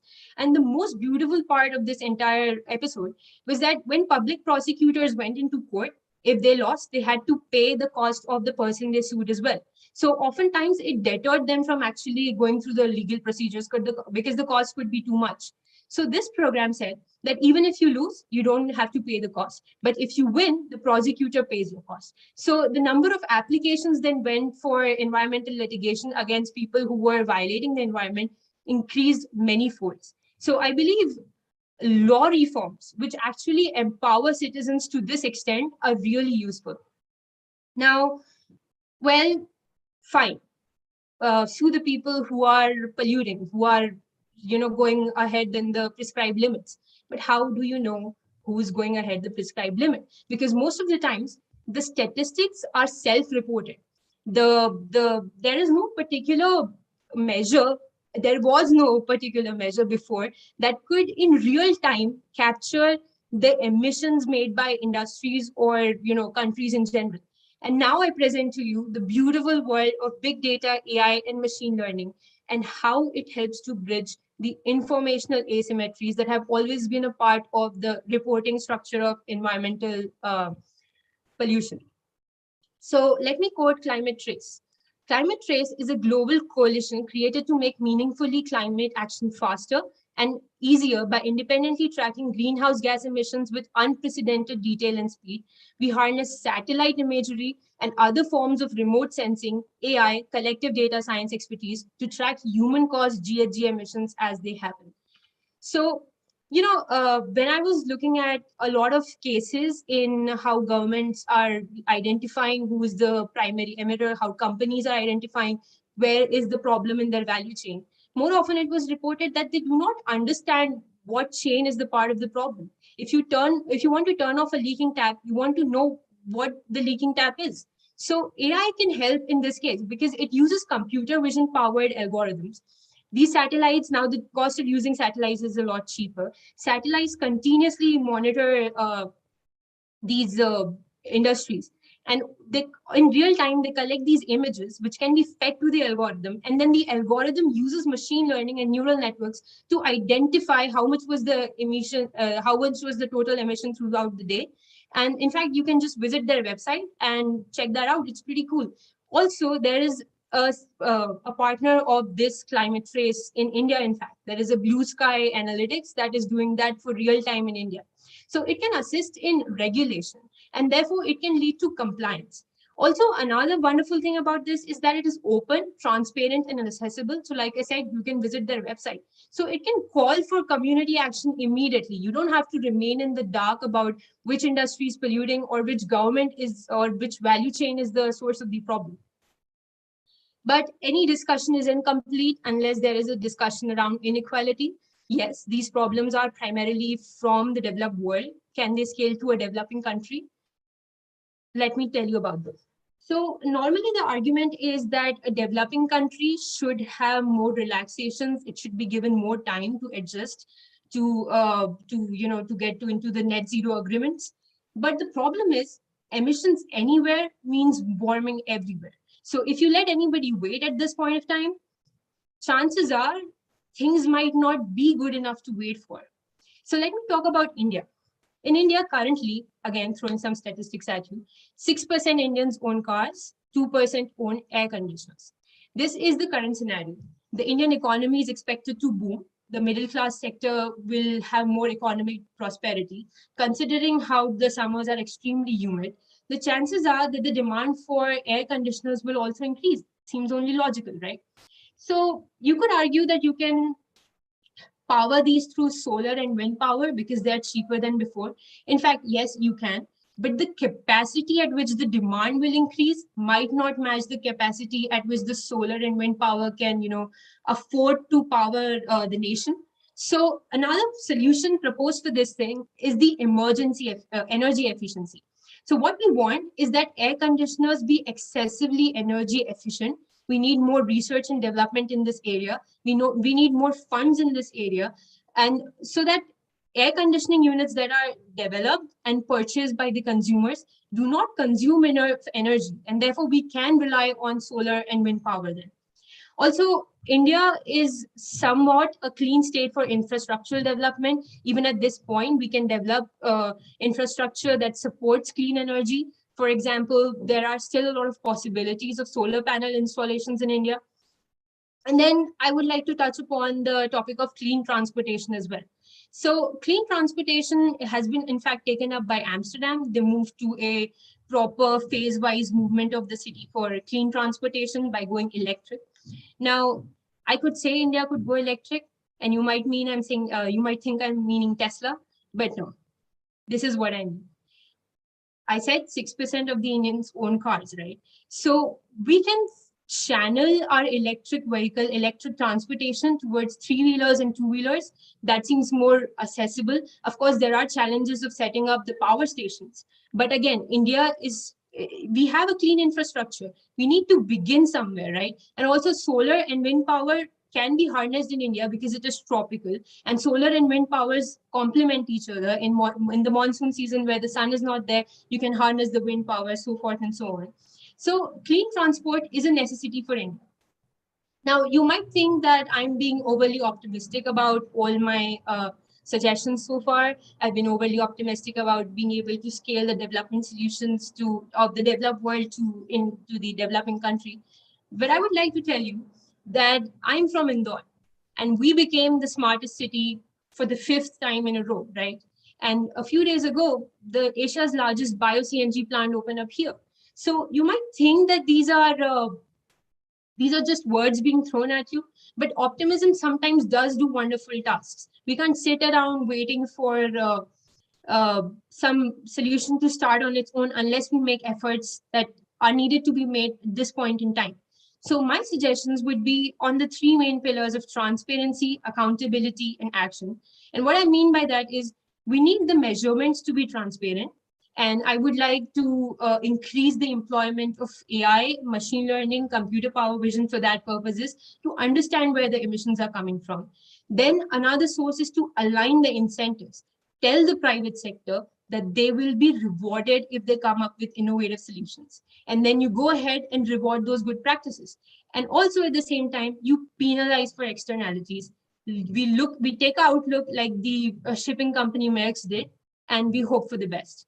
Because if this is the end, it could also be the end. Thank you.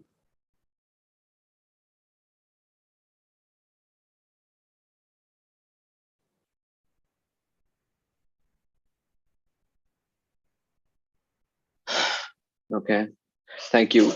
EOTY team, I'd just like to bring to your attention that I did not have the abilities to unmute throughout the course of the presentation, and therefore the duration was 18 minutes instead of the stipulated 15. So please keep that in mind. Moving on to questions from the judges. Well spoken, Sakshi. Judges, you may ask. Okay, if I can go on. Gurudas here. One second, guys. The host can't unmute. Just give us a minute. Sorry.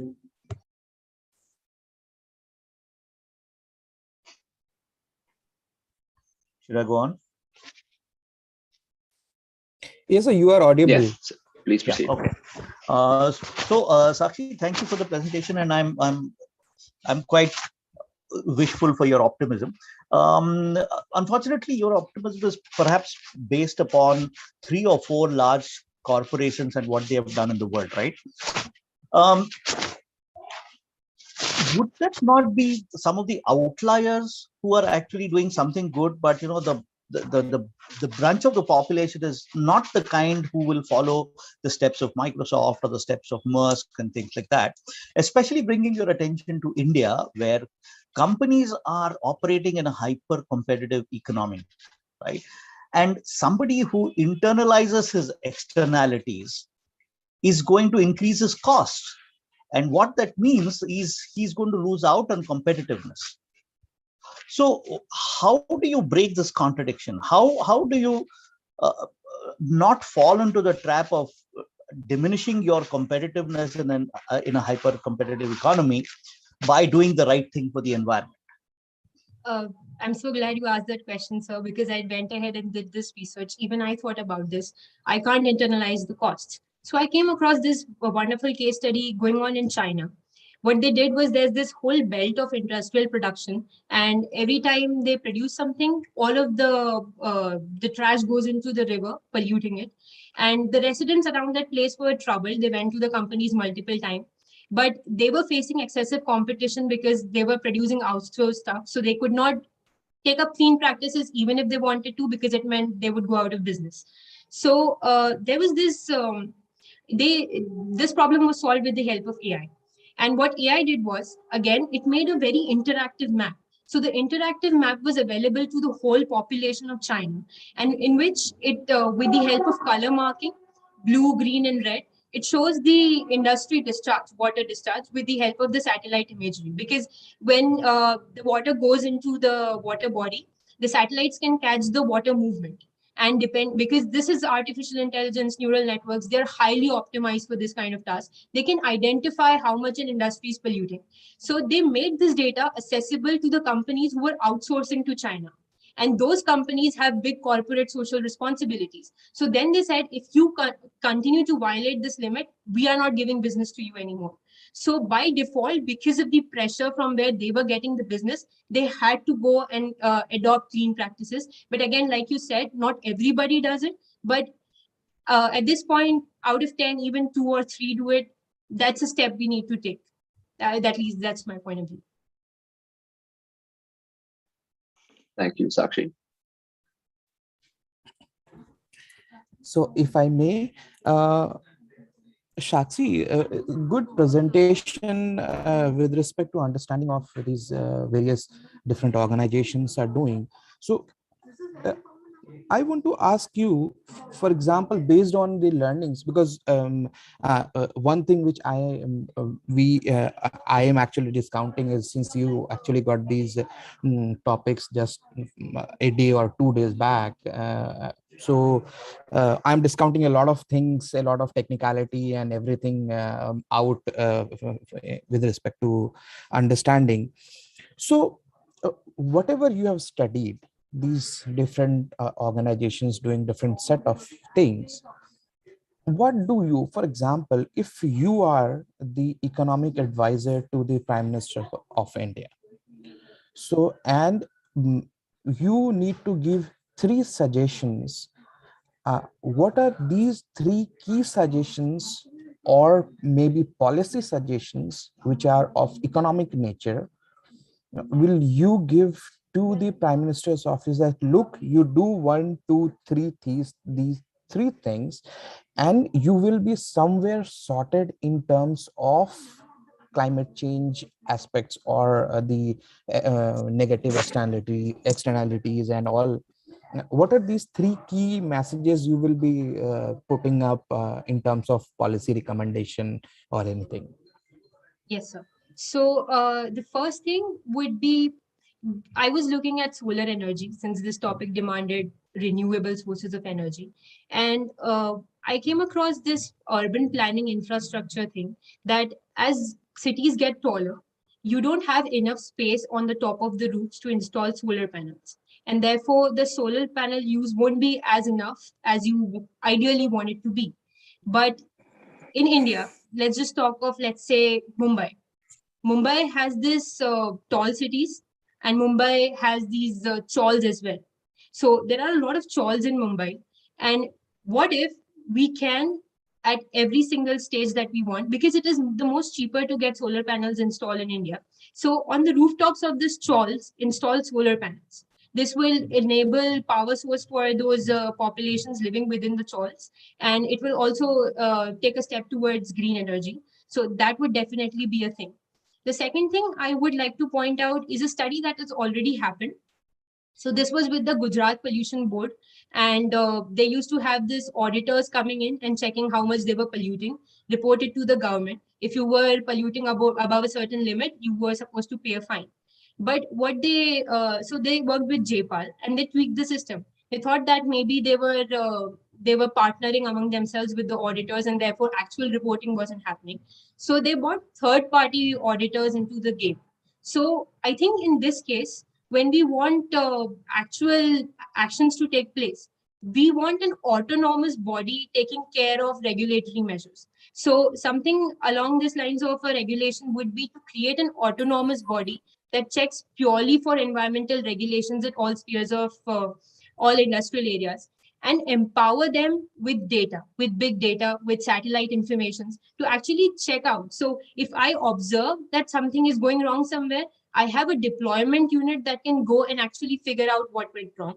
And the third would be that we have installed wind wind powerhouses in Kutch. That's a great move. But we still have places like Korba, which are the coal mining centers of India, and that's not getting any better right now because the coal mining extraction keeps on happening.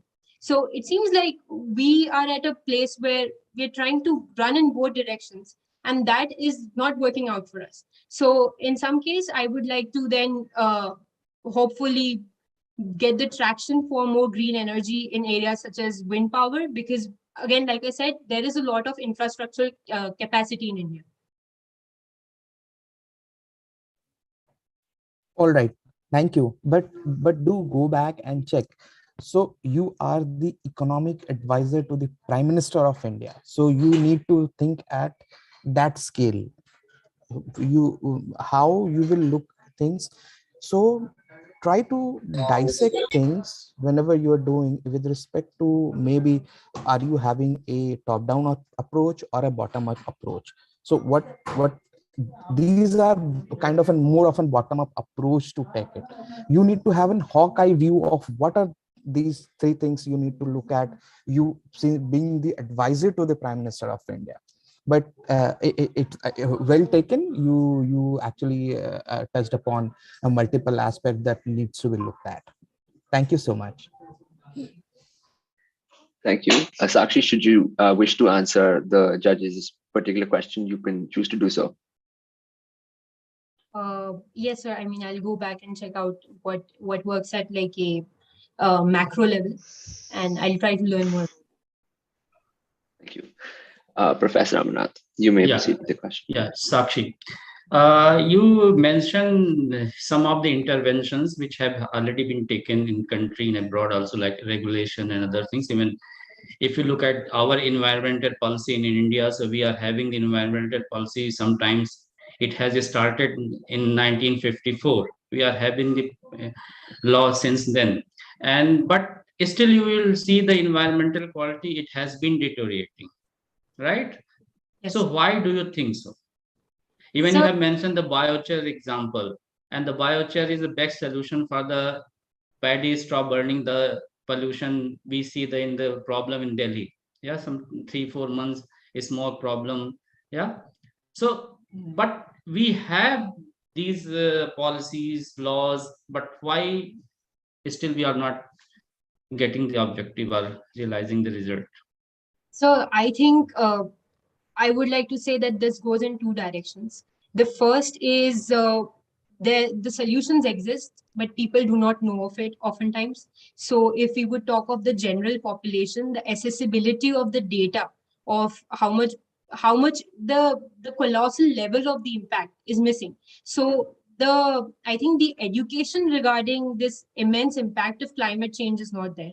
And secondly, I think nudge is what is needed the most. Like you said, biochar is there, laws are there, but people are not adopting that. So like I've been in Indore and I've seen it going 5 times consecutively for the cleanest city, and that didn't happen overnight. Immediately people weren't on board with the idea. There was a big cynicism around us.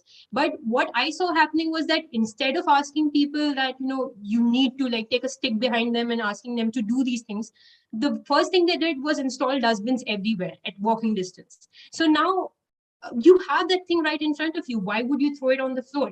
And then they started mobilizing the population about this. Like, we can do better, let's do better. And then I think it has shown results. So I believe in that area, nudge is required.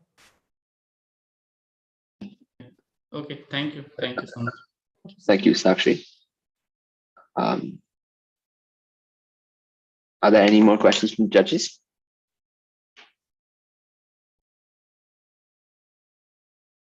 No, thank you. All right. Seeing none, we move on to questions from fellow participants. We have a question from Neha, followed by a question from Aishwarya. Neha, you may now proceed. Hello, Ashwarya. Hello, Sakshi. Nice presentation. I had a question. There were a lot of quotings from the corporate sector, as in what they are doing or what they have done, and a lot of quotings of their statements which they have released in the press. But what is one policy suggestion for the government you would like to suggest at the ground level? Because you suggested some three suggestions you gave, like penalizing the defaulters, rewarding the good doers. But then that also is a very, as sir said, top to bottom approach. Like, what exactly you think the government needs to do? Because that is a two-way expenditure, rewarding the good doers and then penalizing the defaulters. That is also a two-way expenditure. So, like, I have two questions. Yeah. So here's the thing. When the government, so we know that the government at a core level tries to reduce environmental violations, right? So even at that scale, money is being spent. It's not like there isn't a special expenditure or units that are assigned for regulatory measures. It's not like that's not existent at this moment. We have that deployed, but turns out that is not working. So what I propose for that case, and I believe, I mean, this is the turn of the century. Everything has become automated and become better with the help of big data. And I feel like if we have such a tool at our disposal and if we don't use it, it doesn't make sense. So to me, satellite imaging and then identifying the biggest polluters and then sending the regulatory framework there. Like I told you, there was a study, Gujarat Pollution Board with JPAL, that they were already employing auditors, but that money was going to trash. It started making sense when there were third party audits. Likewise, I feel like in this case, as soon as you start taking a data driven approach, things can go better. Okay. Okay. Thank you, Neha. Aishwarya, you may ask your question. Thank you, Arvind. So, great presentation, Sakshi. My question to you is about solar energy. So, there has been this article that's been written by Madhusudan, the conservation scientist. I've put the link in case you want to check it later. So, he's raised this problem that between 2014 to 2021, India has seen a 15-fold increase in the amount of solar panels that have been installed, right? And it has an even ambitious goal to increase it threefold in the next few years. So, the problem that he's pointed out is majorly in semi-urban and rural areas when large-scale panels are installed, not just on rooftops, but on these so-called wastelands. It's leading to a lot of environmental destruction. So, for example, the project in Kutch, it sort of interfered with the migration patterns of the Great Indian Bustard, and it also displaced few of the indigenous communities that were living there and spiked protests. So, I mean, this is kind of, a parallel to what we see happens when dam construction projects are happening, right? There's a lot of protests because a lot of people's houses get displaced. So, I mean, if India has a potential, a tangible potential in solar power, we should have large scale capacity, and that cannot be achieved unless we have space to install these without, sort of affecting anybody else. So, how do you think this conflict can be solved? Yeah. So I think mass acceptance is a solution to that. So let me quote an example of South Korea. So South Korea is now is a country that relies heavily on electronics and IT and the sorts. So you would see that their security systems, everything very top notch. If you try to install that in an Indian setting, hoping that everybody takes that up as security measures, that's going to fail because we do not have a population that has access to the, can purchase this. So what I mean by mass adoption, when I talk about solar energy mass adoption, is that it can be provided by the government at subsidized rates for people to install over, the roofs of their houses. So there are urban centers. There is Mumbai. Basically the thing is when the population clusters in a city, cities start to get taller. And with lower population, the cities are sprawled out. So at least for the sprawled out cities, it is feasible to get solar power plants installed on the roofs. And I think this is one of the key solutions. Also, like you mentioned, Kutch and the displacement of regional communities, of course, that has happened. I don't know about that article. I haven't read it, so I can't comment on the specifics of the article.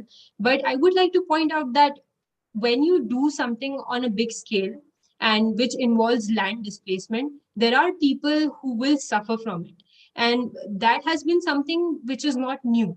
What we do then is to compensate for the loss that they incurred with the dislocation.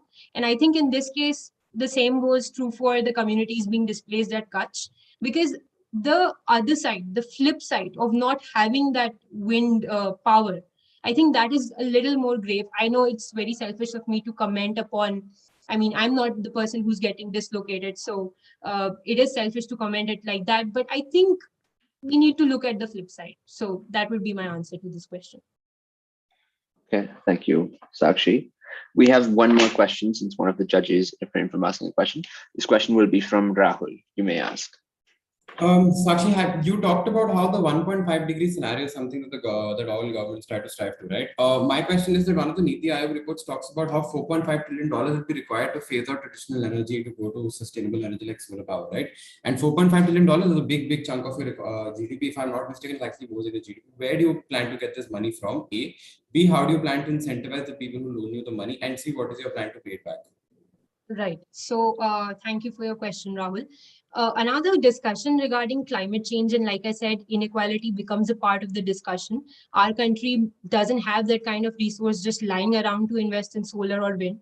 And in that case, the thing that I came across was incentivizing financial investments to firms that worked on renewable energy solutions, and then also to providing the kind of funds to developing countries.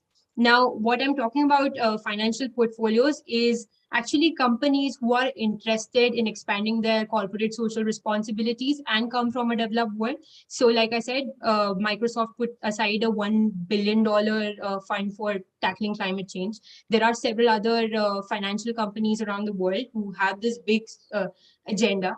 And there was actually a TED Talk countdown event, October 2021, where a lot of big philanthropists gave their talks about these issues. And there was this question of channelizing capital to help solve climate change. And this was an idea that was raised repeatedly, that we will invest in companies that provide these solutions. At the same time, we will provide money to developing countries so that they can actually employ that. Because again, it works on the concept of emissions anywhere, warmer everywhere. Okay, thank you, Sakshi. I hope that answers your question, Rahul. Okay, so once again, yes, thank you, Sakshi. We will now proceed to the final panelist, which is Rahul. Rahul, you now have the podium for 15 minutes. Yep. Arvind, just one thing I want to request. I want to reminder at 9 minutes and 12 minutes. Please confirm my screen is visible or not. It is visible. Okay, cool. So I'm going to start. So the topic for the day today is climate change, the world renewed, right? So when you talk about climate change, the world renewed, you sort of look at these two SDGs, right? You look at 7, which is affordable and clean energy, and you look at 13, which is climate action, right? When you fuse this together is when you see how economics plays into this, right?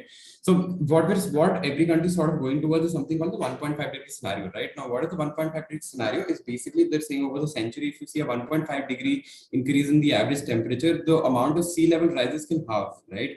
Now, why are we so worried about sea level rises? Is because all of us, at least a lot of us, live on coastlines, right? It can cause a lot of damage to flora, fauna, and human life, right? So all policies are sort of geared towards going to that 1.5-degree scenario, right? The last one was COP26. At COP26, the Indian Prime Minister pledged net zero by 2070, right? So all this is a very encouraging sign. What we now see is in the union budget, he actually shrunk the money by 10 crores to control pollution, right? Now both of them are sort of opposites, right? Now how does this work out, and where is India standing on pollution? How would this pan out, right? My solution will come from how other countries have done it, what we can do, and what humans play a role, right? Human insights, human behavior, right? So let's understand what climate change is with respect to India, right? So one of the biggest things that India was criticized was it did not sign the coal agreement with COP26, right? It was given more time, it was given a lot more time to transition, right? Now, why does this happen? Is because India accounts for 85% of the world's global coal consumption, right? That's a big amount.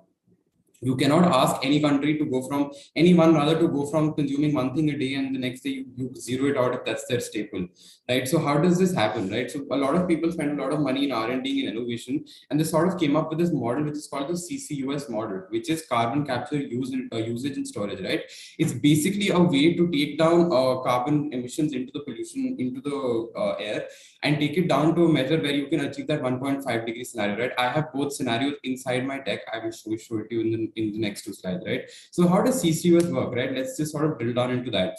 So once you have CO2 coming out of your industrial pollution, right, it transports it out to either two places, right? Either transports it to a storage area where it can be used later and eventually use it, or it directly uses it at places it can be used, right? For example, if there's a chemical laboratory that needs CO2, right, it can go there, or whatever factories, right? This seems very easy.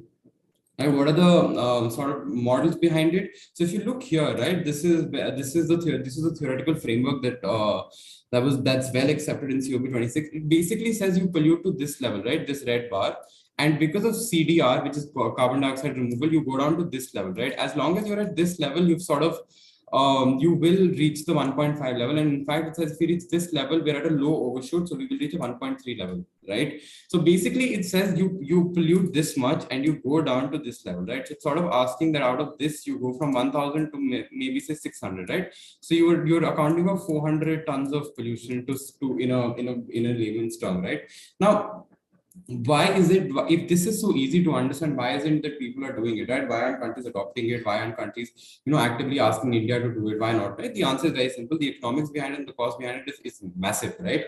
So the newest the easiest way or the most acceptable with the latest technologies is cost 62 USD per ton, right? When you do the math here and you consume this much and this is your GDP, you account for 2.2% of your GDP of cost of abatement of coal alone, right? You have a lot of other stuff that you also need to deal with, right? So you need to understand that there is methane, there is carbon dioxide coming from vehicles, and there's a lot of other stuff, right?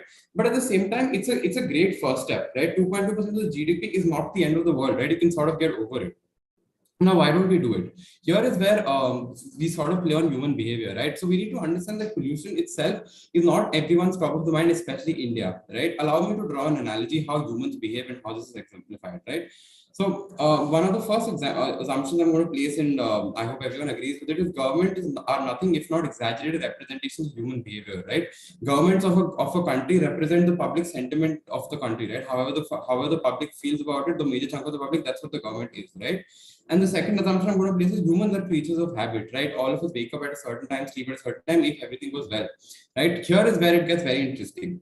Now, notice a chain smoker, right? Somebody who smokes a few packs a day, right? What you'll sort of notice is that if he wants to quit smoking, he will not do it in one day, right? He will take a while, he'll take a few days, he'll take a few months. It is not that he can go cold turkey in one day, right?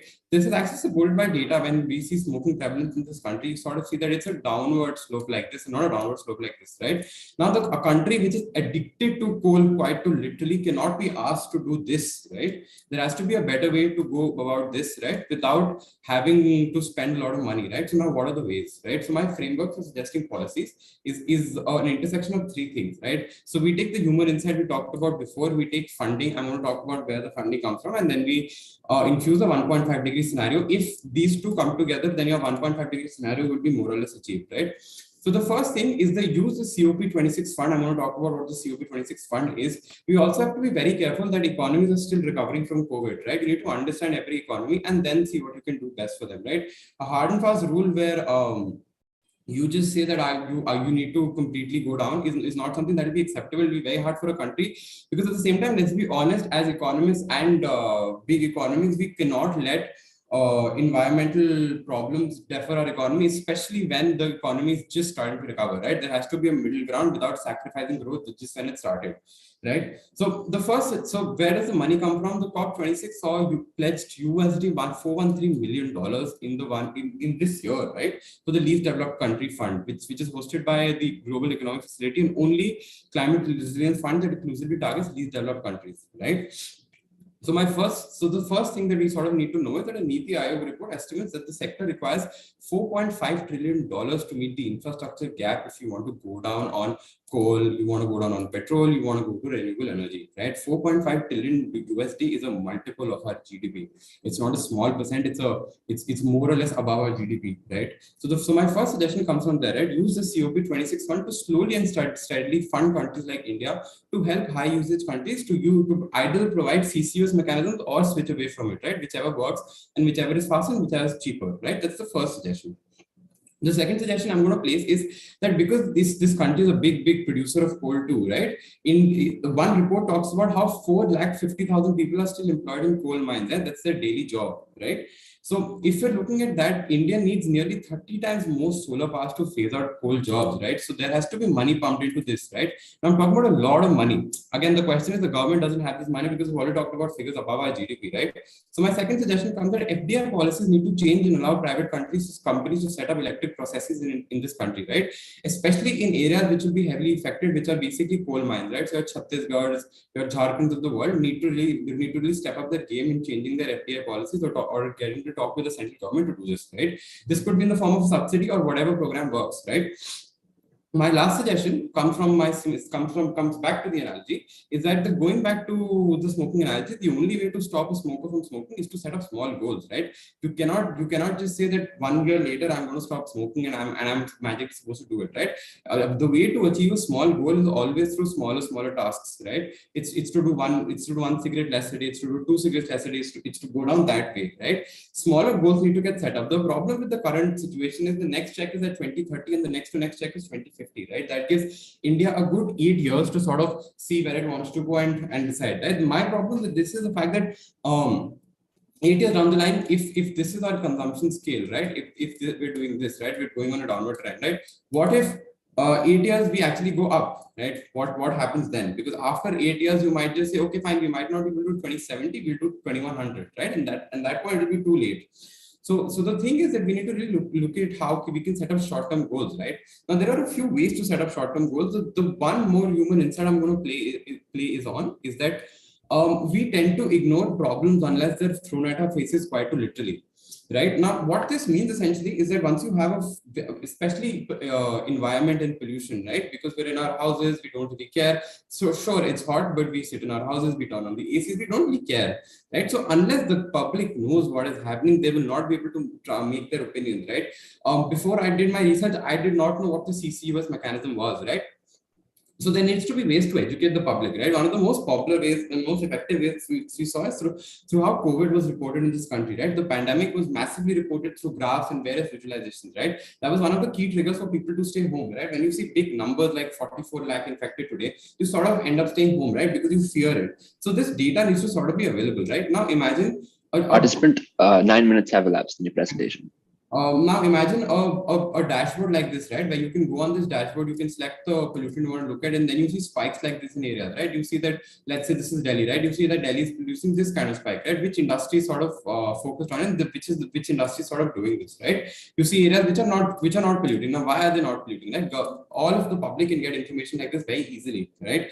This is a way to educate the public about things so that they can form their opinions. So the next time they choose their leader, they choose a leader which makes sense to their goals, right? Now, I'm not saying that the people should sort of focus on complete pollution abatement, but they can take whatever approach this is, right? My problem right now is the people do not really know about the kind of damage it's causing, right? I'm pretty sure almost none of us, at least I didn't know about the 1.5 degree scenario before I started researching, right? The COP26 was just a name I heard, right? The kind of public attention this needs is massive, right? Another example I have here is methane, right? So again, although this graph is not something I made, I took a screenshot, so please ignore the kind of inaccuracies this has.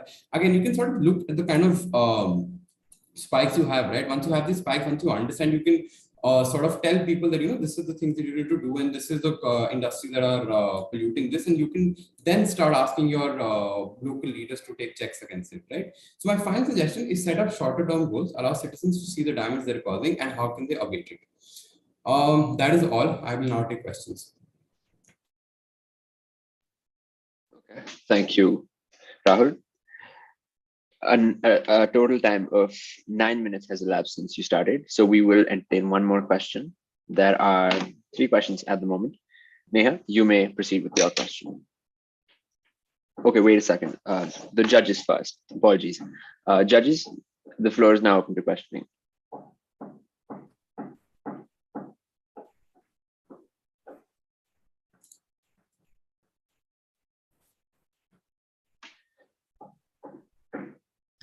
Rahul, you have raised question on climate financing. Yeah, in most of the slides you talked about, and you also talked about the CO funds. Yeah, but if you look at the climate policy within the country and climate fund required within the country, so how do you think we can manage that? What can be the strategy for internal? Because if you look your dependency for a developed country, so definitely have been talking about the climate mitigation and cooperation from developed country for last 30 years almost. Yeah, but we know that we are not getting anything, and we will not get that. We also should think on that also. So how we can internally manage.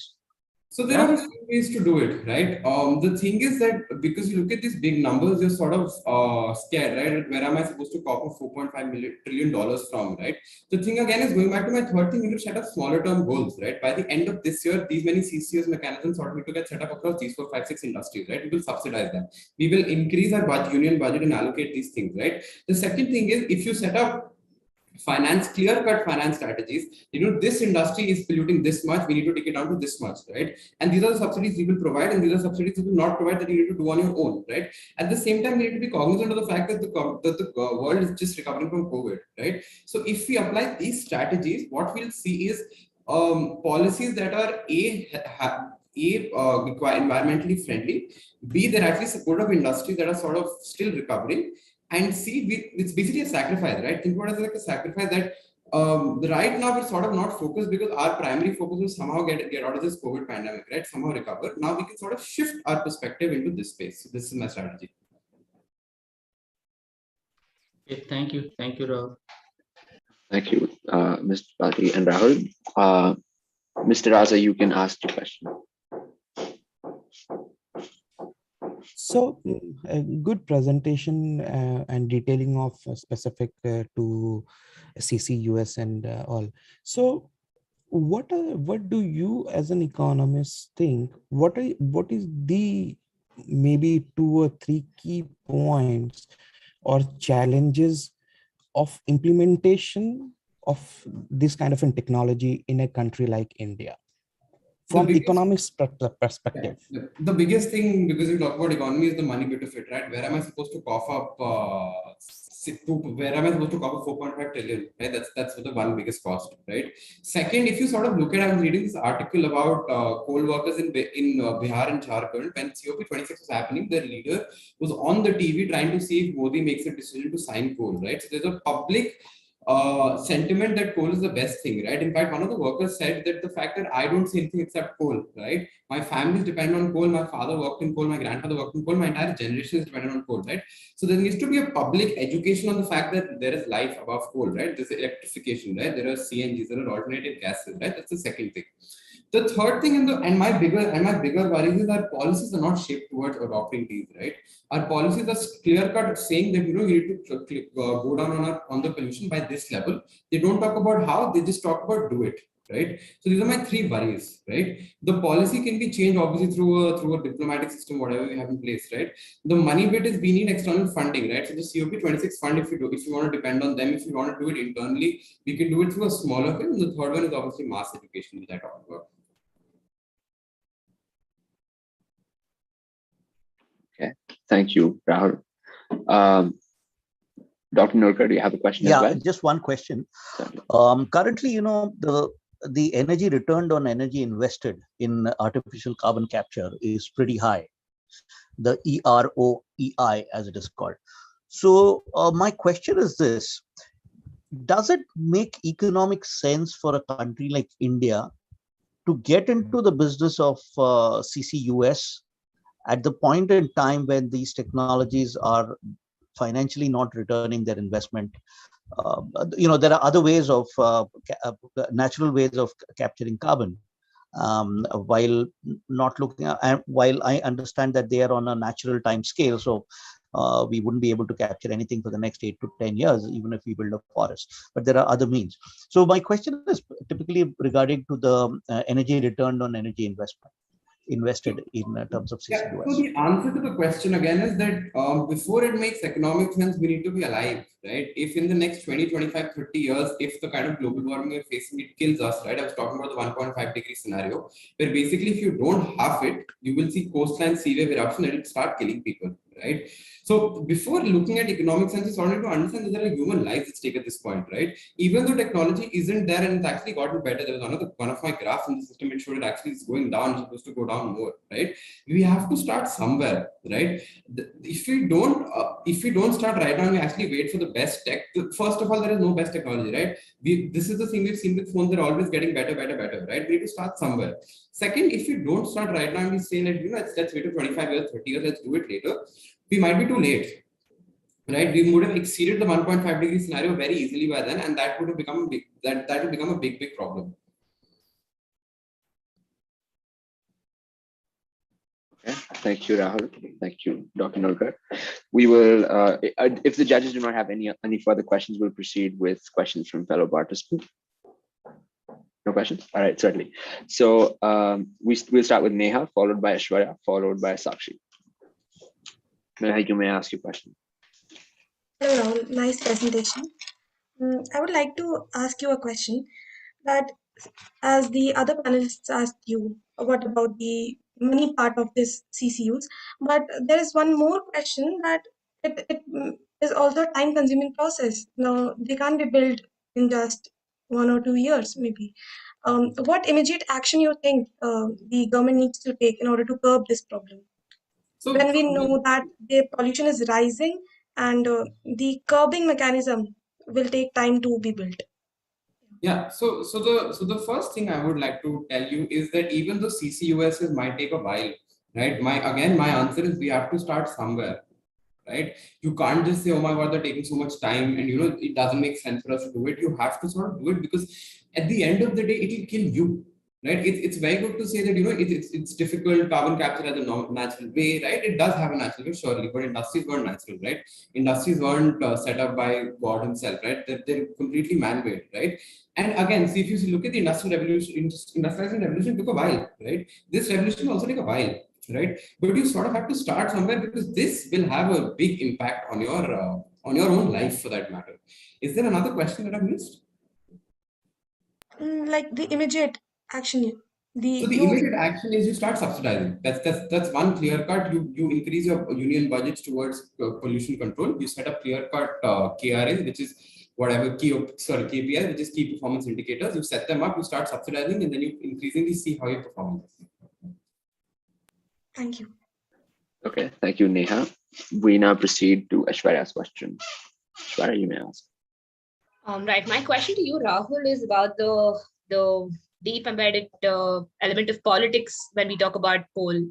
So we've seen that although India has made great strides in renewable energy, coal still remains to be a very controversial area because, and you talked about jobs in the coal sector, and it's not that simple as even you acknowledged in your presentation. But my question to you is about the political aspect. So we see that there has been a very muddled history of India's politics with coal, especially when you consider about the allotment of the auction deals that come every now and then to the private sector, and the private sector's interest in gaining access to those, and other issues that have been pointed out with red tape and funding of like political parties campaigns through these coal auctions. So how do you think in such a muddled scenario we can possibly aim to is there a way out of this? What is your opinion? There is something called a sacrifice, which Niti Aayog's report clearly talks about. If you look at the Niti Aayog report, it never says that go down completely, it says go down 50%, right? There's a sacrifice in between where you take it down to a certain level, but you don't completely eliminate it. See, coal has been here since the 1800s, if I'm not wrong, right? It's not going to go away anytime soon as long as you have coal reserves, right? But the thing is, over a period of time, you see technology has sort of, whatever you were using is sort of gone down below time, right? Coal similarly will follow the same process where once it's peaked, it will go down, right? Without sacrificing on jobs, and you see what is your politician's main goal, right? To get you jobs. That's the only reason you're going to vote for him, right? If there are jobs that he can give you apart from coal, you will support him. Apart, if you want to talk about how there is lobbying for coal, right, there will be equal lobbying for green energy because it's a heavily subsidized fund and there's a lot of profit to be made.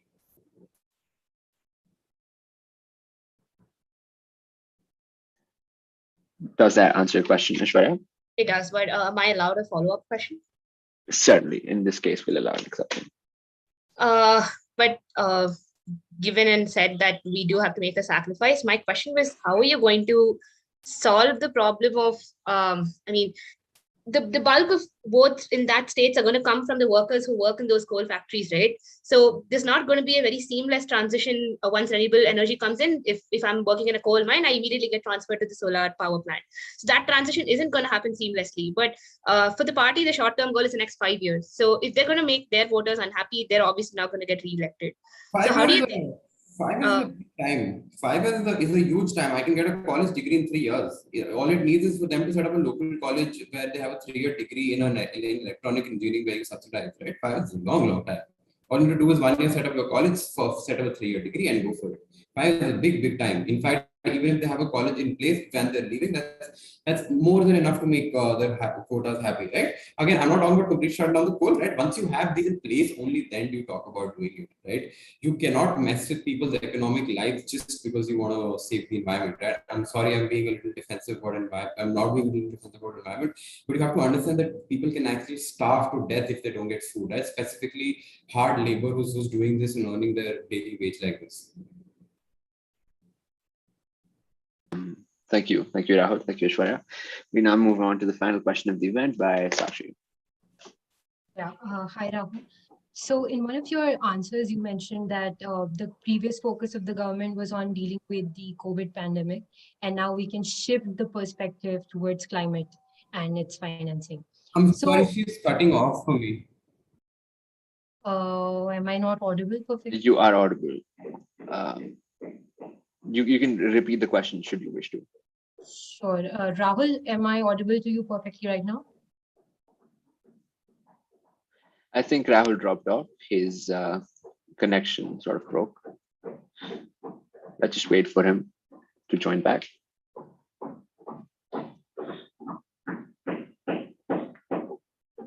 Judges in the mean. Okay, since Rahul has broken off, we will skip this question. Apologies, Sakshi. So now I give the floor to the judges, the panelists, to sort of share their experience. Okay, Rahul. I got kicked out. Okay, apologies. Sakshi, you may ask your question. Sure. So, thank you. Rahul, in one of your answers, you mentioned that the previous focus of the government was on the COVID-19 pandemic, and now we can shift our focus towards climate and related activities. So my question to you is it the time, I mean, how do you justify a shifting of focus when there is still sort of like, the health infrastructure is not at the right place?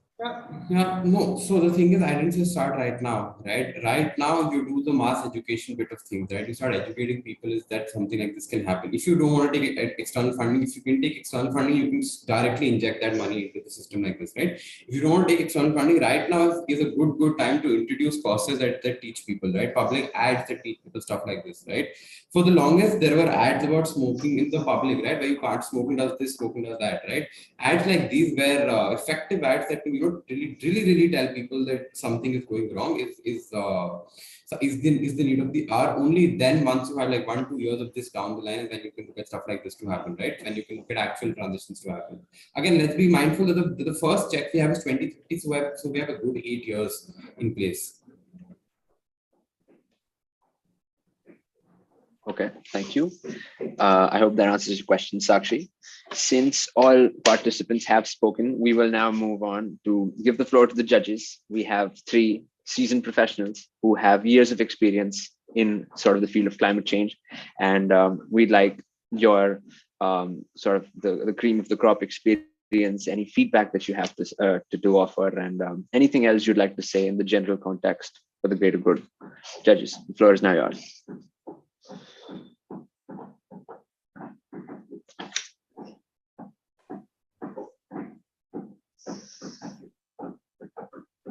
Okay, let me start. Hi. Yeah, please, sir, go ahead. Okay. Yeah.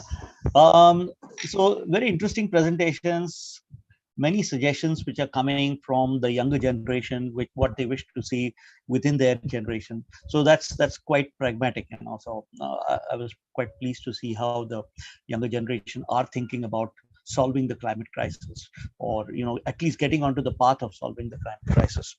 A couple of things here. I think the most important point which I wish to make here is that we can no longer look at this entire problem through the narrow vision of climate change. Climate change is one aspect. Climate change is most certainly the aspect which is going to impact the economy, the life, the survival of species, so on and so forth.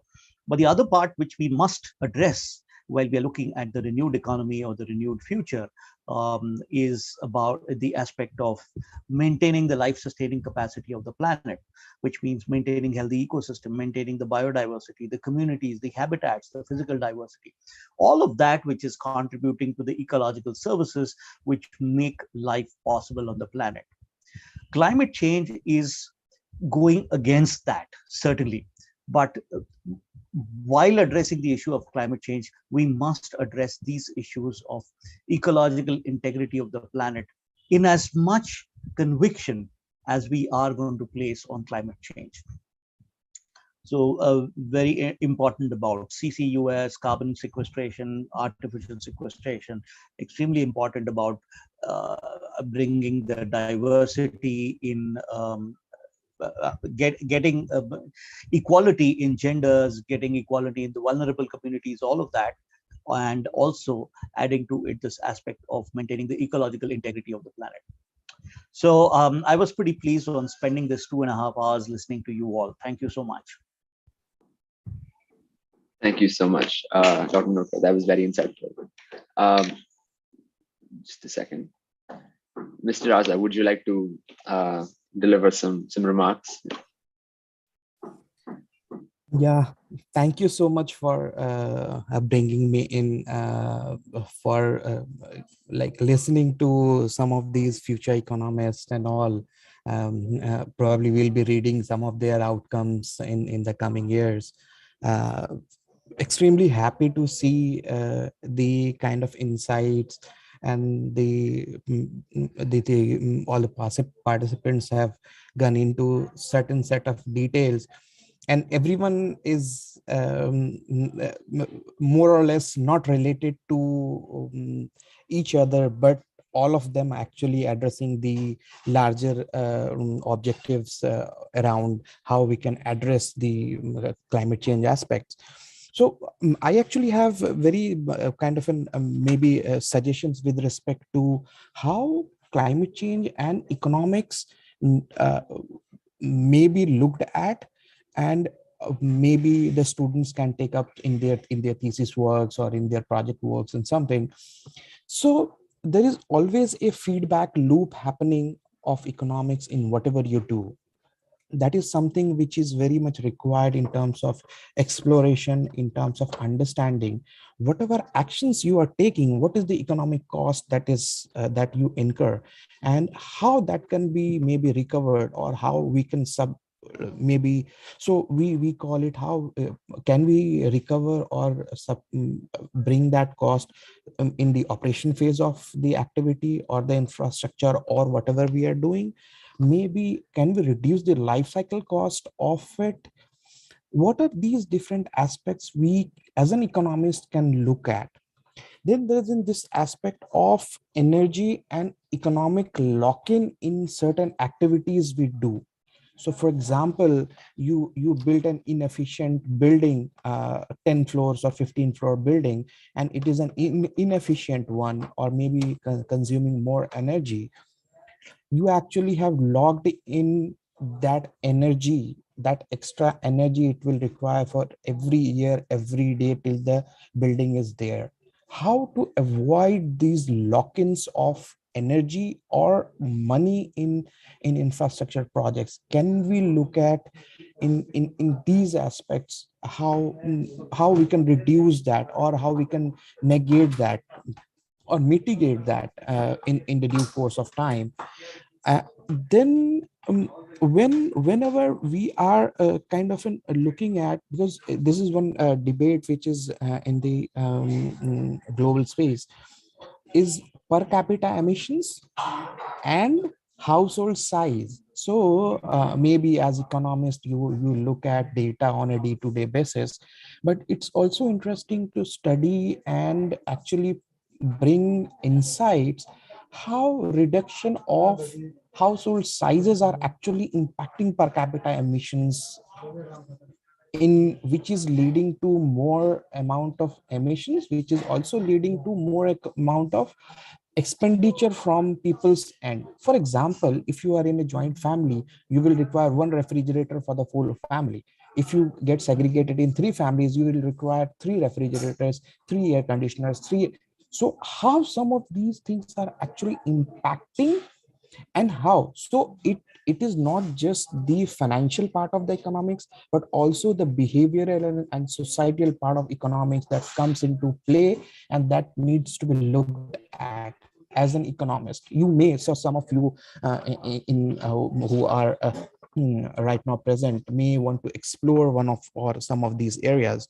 So that is then one important the another important aspect is how you can quantify that, because all through the presentations we talked about a lot of aspects, but how you will quantify that and how you will convince the policymakers, the private players, the your manager or whosoever to take that action. Look, you take this energy efficient action, or you take this climate related action, and this will lead you to a not just a better a product or a better future, but it will actually benefit you economically also. How you actually build the case with all of this economics around.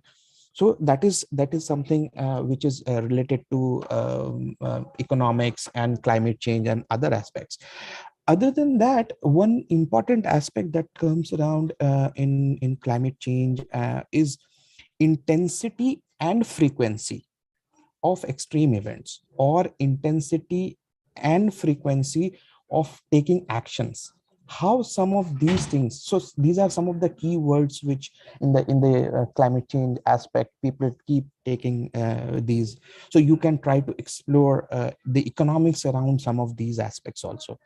So on a larger note, in terms of presentation and all, what so try to present things in terms of, maybe if you are trying to bring relationships, you can use network diagrams, you can use different set of arrows, different set of things to present it more holistically. People will be able to understand your presentation more. You don't have to speak a lot of words, and it will reduce your time, and you can maybe have more slides or can talk more about it. Number two, always use standard references. What if you are talking about maybe 10% of something, 5% of something, quote that thing in the slide. The whosoever is looking at the slide should be able to understand the slide just looking at it, even if you are not talking. So it is good, it is a very good practice to do that, level all of these diagrams and all. So make it more visual. If you're talking about numbers, make it visual, always substantiate. So and one thing which I will suggest, being as an economist, look at with the perspective of how you want to present, because it is very important to structure the presentation in a flow which can aid or help the people understand it better. So for example, you can talk about global, come to India, and then maybe local. Similarly, in with respect to also policies, with respect to taking actions, with respect to, so how you structure the overall presentation is also very important when you are speaking to somebody, so that the person can comprehend it better. All right. So and the last thing, listening is an art. So and listening and comprehending and responding is something which we learn with due course of time, when we interact, when we see people listening and understanding and responding to it. So take your time to understand it and then respond and do whenever you are doing these kind of sessions and all. That's all from my side. Thank you so much for inviting me to be here for this session. Thank you, Mr. Azhar. That was extremely insightful. Apologies, I think your video has frozen. All the very best. All the presentations were amazing. Everything and putting everything up. Thank you so much. Thank you, Mr. Azhar. That was very insightful. Not only economically, but also from the perspective of presentation maker. Students, important points to note: network diagrams, standard references, and visualization of numbers. I hope this helps you with your dissertation. Moving on to Professor Tripathi. Yeah, thank you, Aryan. Yeah, first I would like to thank to Jyoti ma'am for inviting me to be a panelist here. I was the part of SSC sometimes. Yeah, so it's really a great moment for me. I really appreciate the students, the way they have presented, that they have made the remarks, and they have highlighted very key and important issues. These issues are very pertinent. And I also, when I was listening, Jyoti ma'am, she also, the topics she has chosen for the ETY for each year, that is also pertinent for very topical topics she has chosen for ETY. Even last year, she talked about gender, then before that, she means a budget space. So the topic has been chosen for ETY. Really, I really appreciate for that. Now, what my colleagues have already mentioned, I just would like to raise 2 points. One point that Rahul also had discussed, touch upon that. That is one point, particularly for developing country. If you think of India, the very important question is that if we look at the income security, whether we talk about the income security or whether we talk about the ecological security. If I'm talking from my research only, I talked so much of the farmers. They are aware of the environmental problems, but they think about their current problem, that is the income problem they are facing. So whether we, so there is a basically income security versus ecological security. So this problem will remain in India until unless we improve our, if we get rid from the poverty. Now if you look at the COVID situation, so definitely we have now the almost 40-45% people are under the poverty level now in our country. And so there is a problem with this also. So just if we talk about the sustainability, ecological sustainability, yes, this is important. But look at the current Indian situation, not even Indian, some of the developing countries, in some of the sub-Saharan countries, the income security is still a major challenge for people. Now coming to the what Asif also mentioned, so we and several students also talked about, see, there are solutions, but how we are implementing these solutions, the problem is there. So there are three different layers if we implement the solutions. One is a community level, one is a national level, and then global level. And the problem is that the cooperation within the community, cooperation between the country, and the cooperation among the country. So how we can bring the cooperation? One of the presentation, the mention that the cooperation when the property rights we talk about, and Amul case has also discussed. But when you talk about the cooperation within the community, similar kind of community nature, it is possible. But when you talk about the cooperation among the country, see what is going on. So how we can bring the cooperation at the larger level when we see the country between country or among country, that is the important issue that we need to think on if we want to actually get the negative emission target to achieve. Yeah. With these words, I would like to again thank to Jyoti ma'am for inviting me. Thank you so much. Thank you, Dr. Tripathi. That was very insightful, Ms. Pal. While the results are being tabulated, Jyoti ma'am, would you like to deliver some closing remarks, perhaps? I just have to say that I feel very proud at this moment that we have created a platform where students from all over India get an opportunity to speak about something. For me, EOTY is supposed to be that brand for SSC, which is going to, which needs to get nurtured, and, people talk about it, whether it is people from Amarnath's college or whether it is from Delhi or from anywhere, from all over abroad, in fact, I'm just wondering what's going to be the topic for the next year. It's been a long journey. And I have to tell you this, that for 3 years, I imagined it and there was nobody to implement it. So you can dream big. You can keep having those dreams, but the actions get realized when you have foot soldiers to deliver it. And I mentioned that right in the beginning. The foot soldiers have been students, the foot soldiers have been teachers, the creativity, the way you make your creatives for promotion of EOTY. And I think the way we make people think, this is a legacy to carry on. And Amarnath sir has worked with us and we miss his presence here. But literally, whether it was SDGs, whether it was agriculture, whether it was even calculating the congestion price for the Western, expressway, it's been a very great learning journey. And we learn from each other. And whom we learn the most from is our students, because we look at life from your lenses. It cannot be seen from our lenses. We can tell you stories about our life. We should not be telling you to emulate it.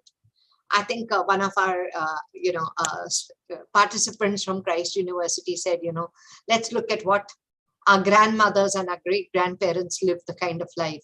Now that has to come from you. It cannot be a top-down approach that you change your life accordingly. But yes, if you have apps which tell you every breath you take, every move you take, what is the GHGs you're leaving, what are the carbon footprints you're doing, and you get responsible about that, I think these changes will happen. I'm a great believer of Malthus, and if we don't clean the earth space, it's going to get the better of us. COVID has in its own ways showed us what has come about. So the population has definitely stopped growing at geometric progression, but the Earth's carrying capacity is highly overweighted. And all the problems that are created by we, the humans. So whether we look at it from the technological point of view, from the philosophical point of view, political point of view, socio-economic, any domain you look at, everybody's really looking at addressing an issue that is to make lives of people easier and more livable. And I think if that's the mission through which we go ahead, then the collective wisdom of everybody, I'm sure the diehard optimist in me, I'm a pessimist for myself, but an optimist for the world, I think would go a long way in correcting it.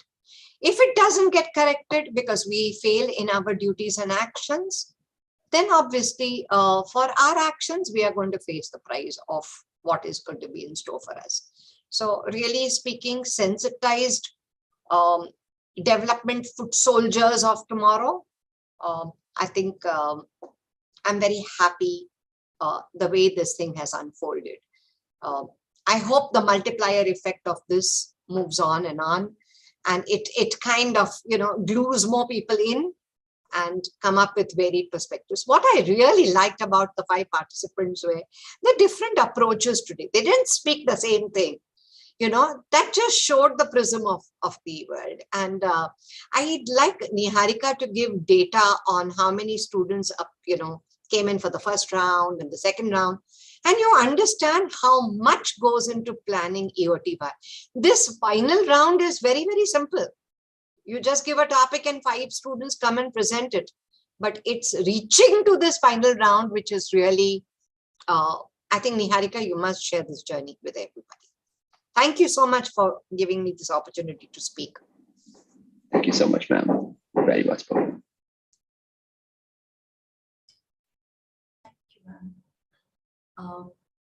The journey, I think I had said briefly in the beginning that the first round, which was the quiz round, More than 800 people participated, registered for the event. More than 500 actually came in and appeared for the quiz round. 44 participants qualified for the second round, which was Sequentia. And there was a simulator round also, which was based on the stock market, cryptocurrencies, and all.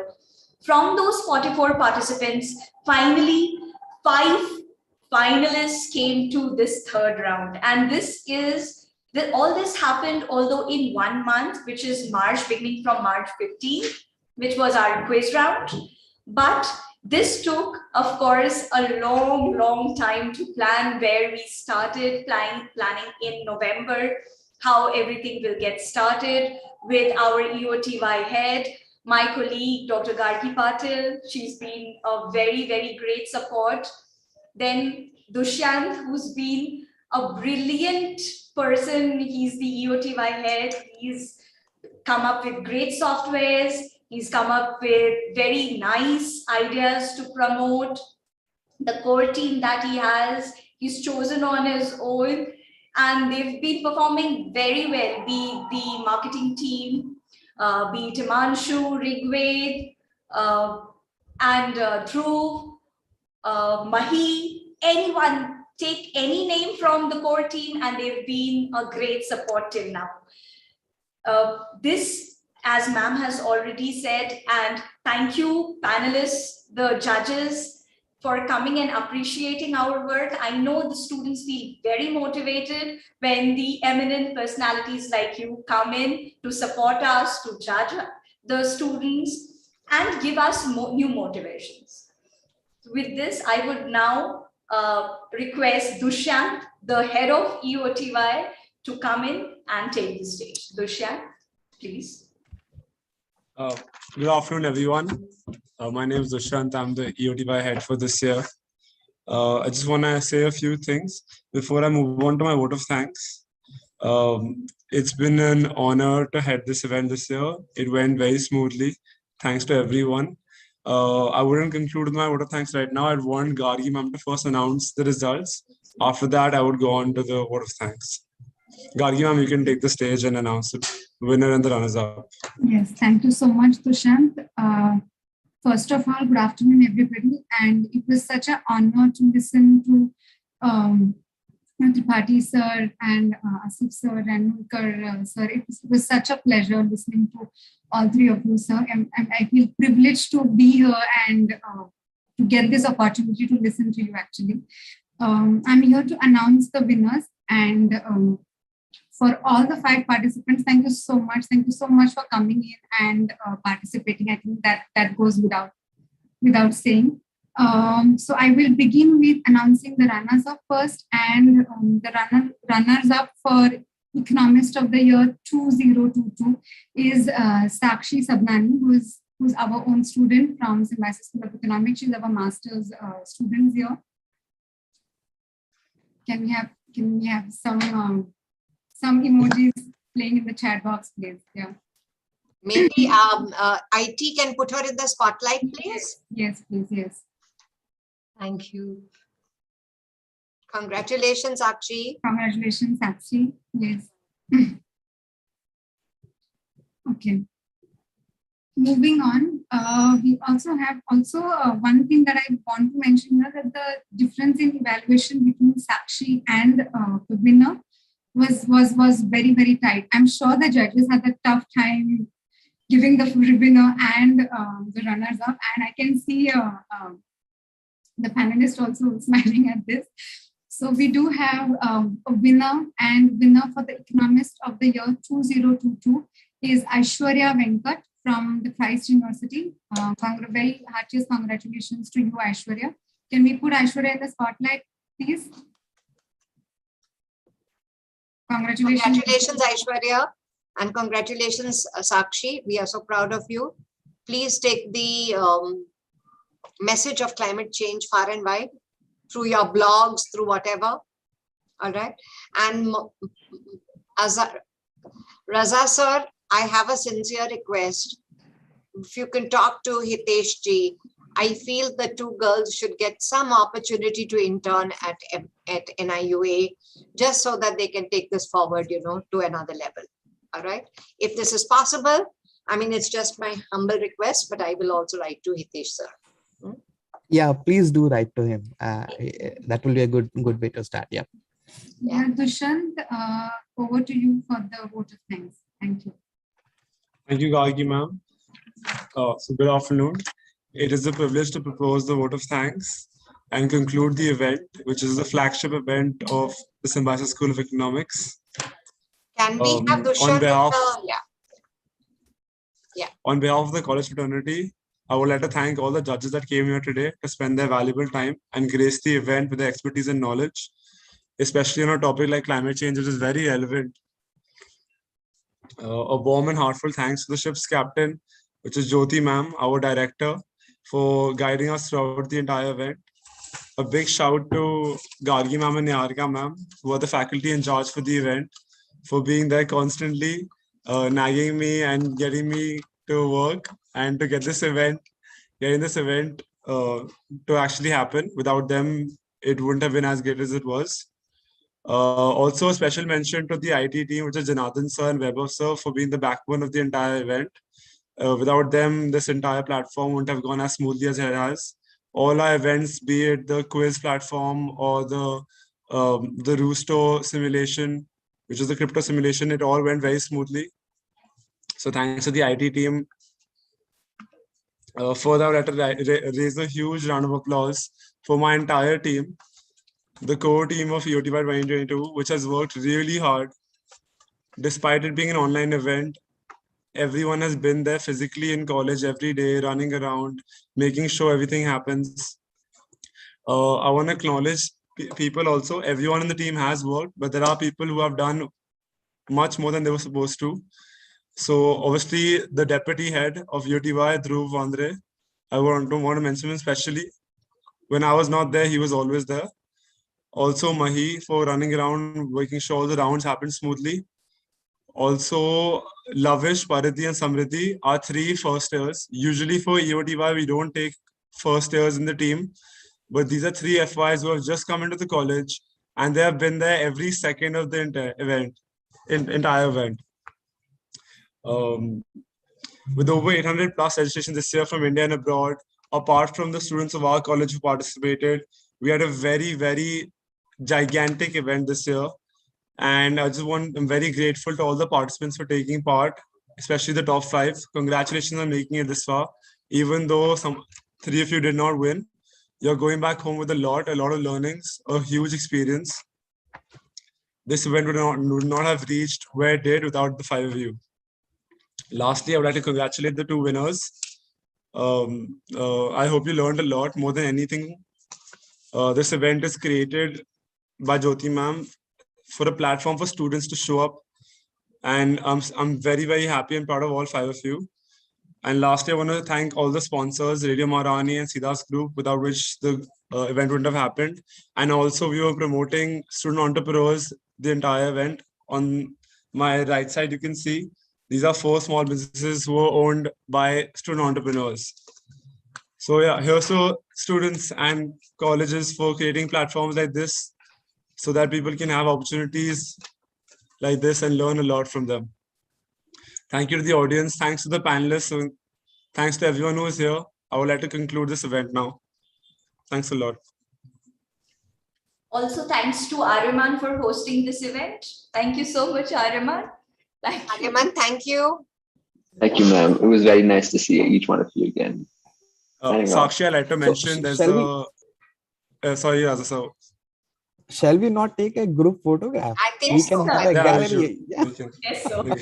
We must actually. Yeah. Whoever's there, can you please turn on your cameras so that we can take a Panelists, screenshot of this? Winners. And please, can you put on the gallery mode? Faculty members, OC, Can winners, we have participants. Also turning on the cameras, please. Yeah. Panelists. We can take one picture of the whole group and then we can take one picture with just the winners and runners up. So I'm giving 30 seconds for everyone to turn on the cameras. Dhruv, just take a screenshot of this as well. Even I'll take one.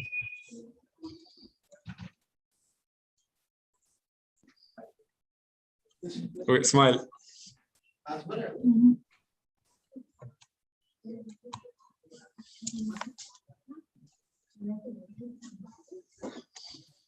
Okay, Janardhan sir, can you put Sakshi Sabnani and Aishwarya Venkat in spotlight along with the panelists?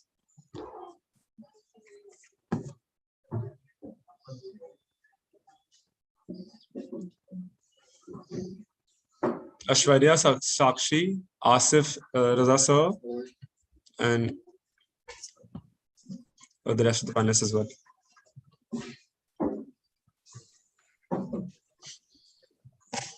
Amarnath sir as well. Amarnath sir. And Jyoti ma'am. Gurudas sir. I think Gurdas sir is left. Please put in Jyoti ma'am also. Yeah. Yeah, Jyoti ma'am as well.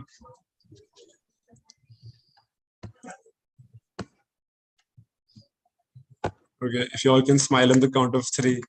1, 2, and 3. Thank you so much, everyone. Thank you. Thank you. Thank you so much. Thank you so much. Thank you, Raza. Thank you, Amarnath. Thank you, ma'am. Thank you. I think, Dushyant, you can end the meeting. Shall I end the meeting then? Yes, yes, I think so. Dushyant, before you got cut off, were you saying something to me? I thought you addressed my name. Yeah, I did. So there's a tradition for EOTY where the runners-up of every year host the next year. So Ariman was also runner-up last year. So we shall be contacting you next year. Sure, thanks. Thank you and congratulations.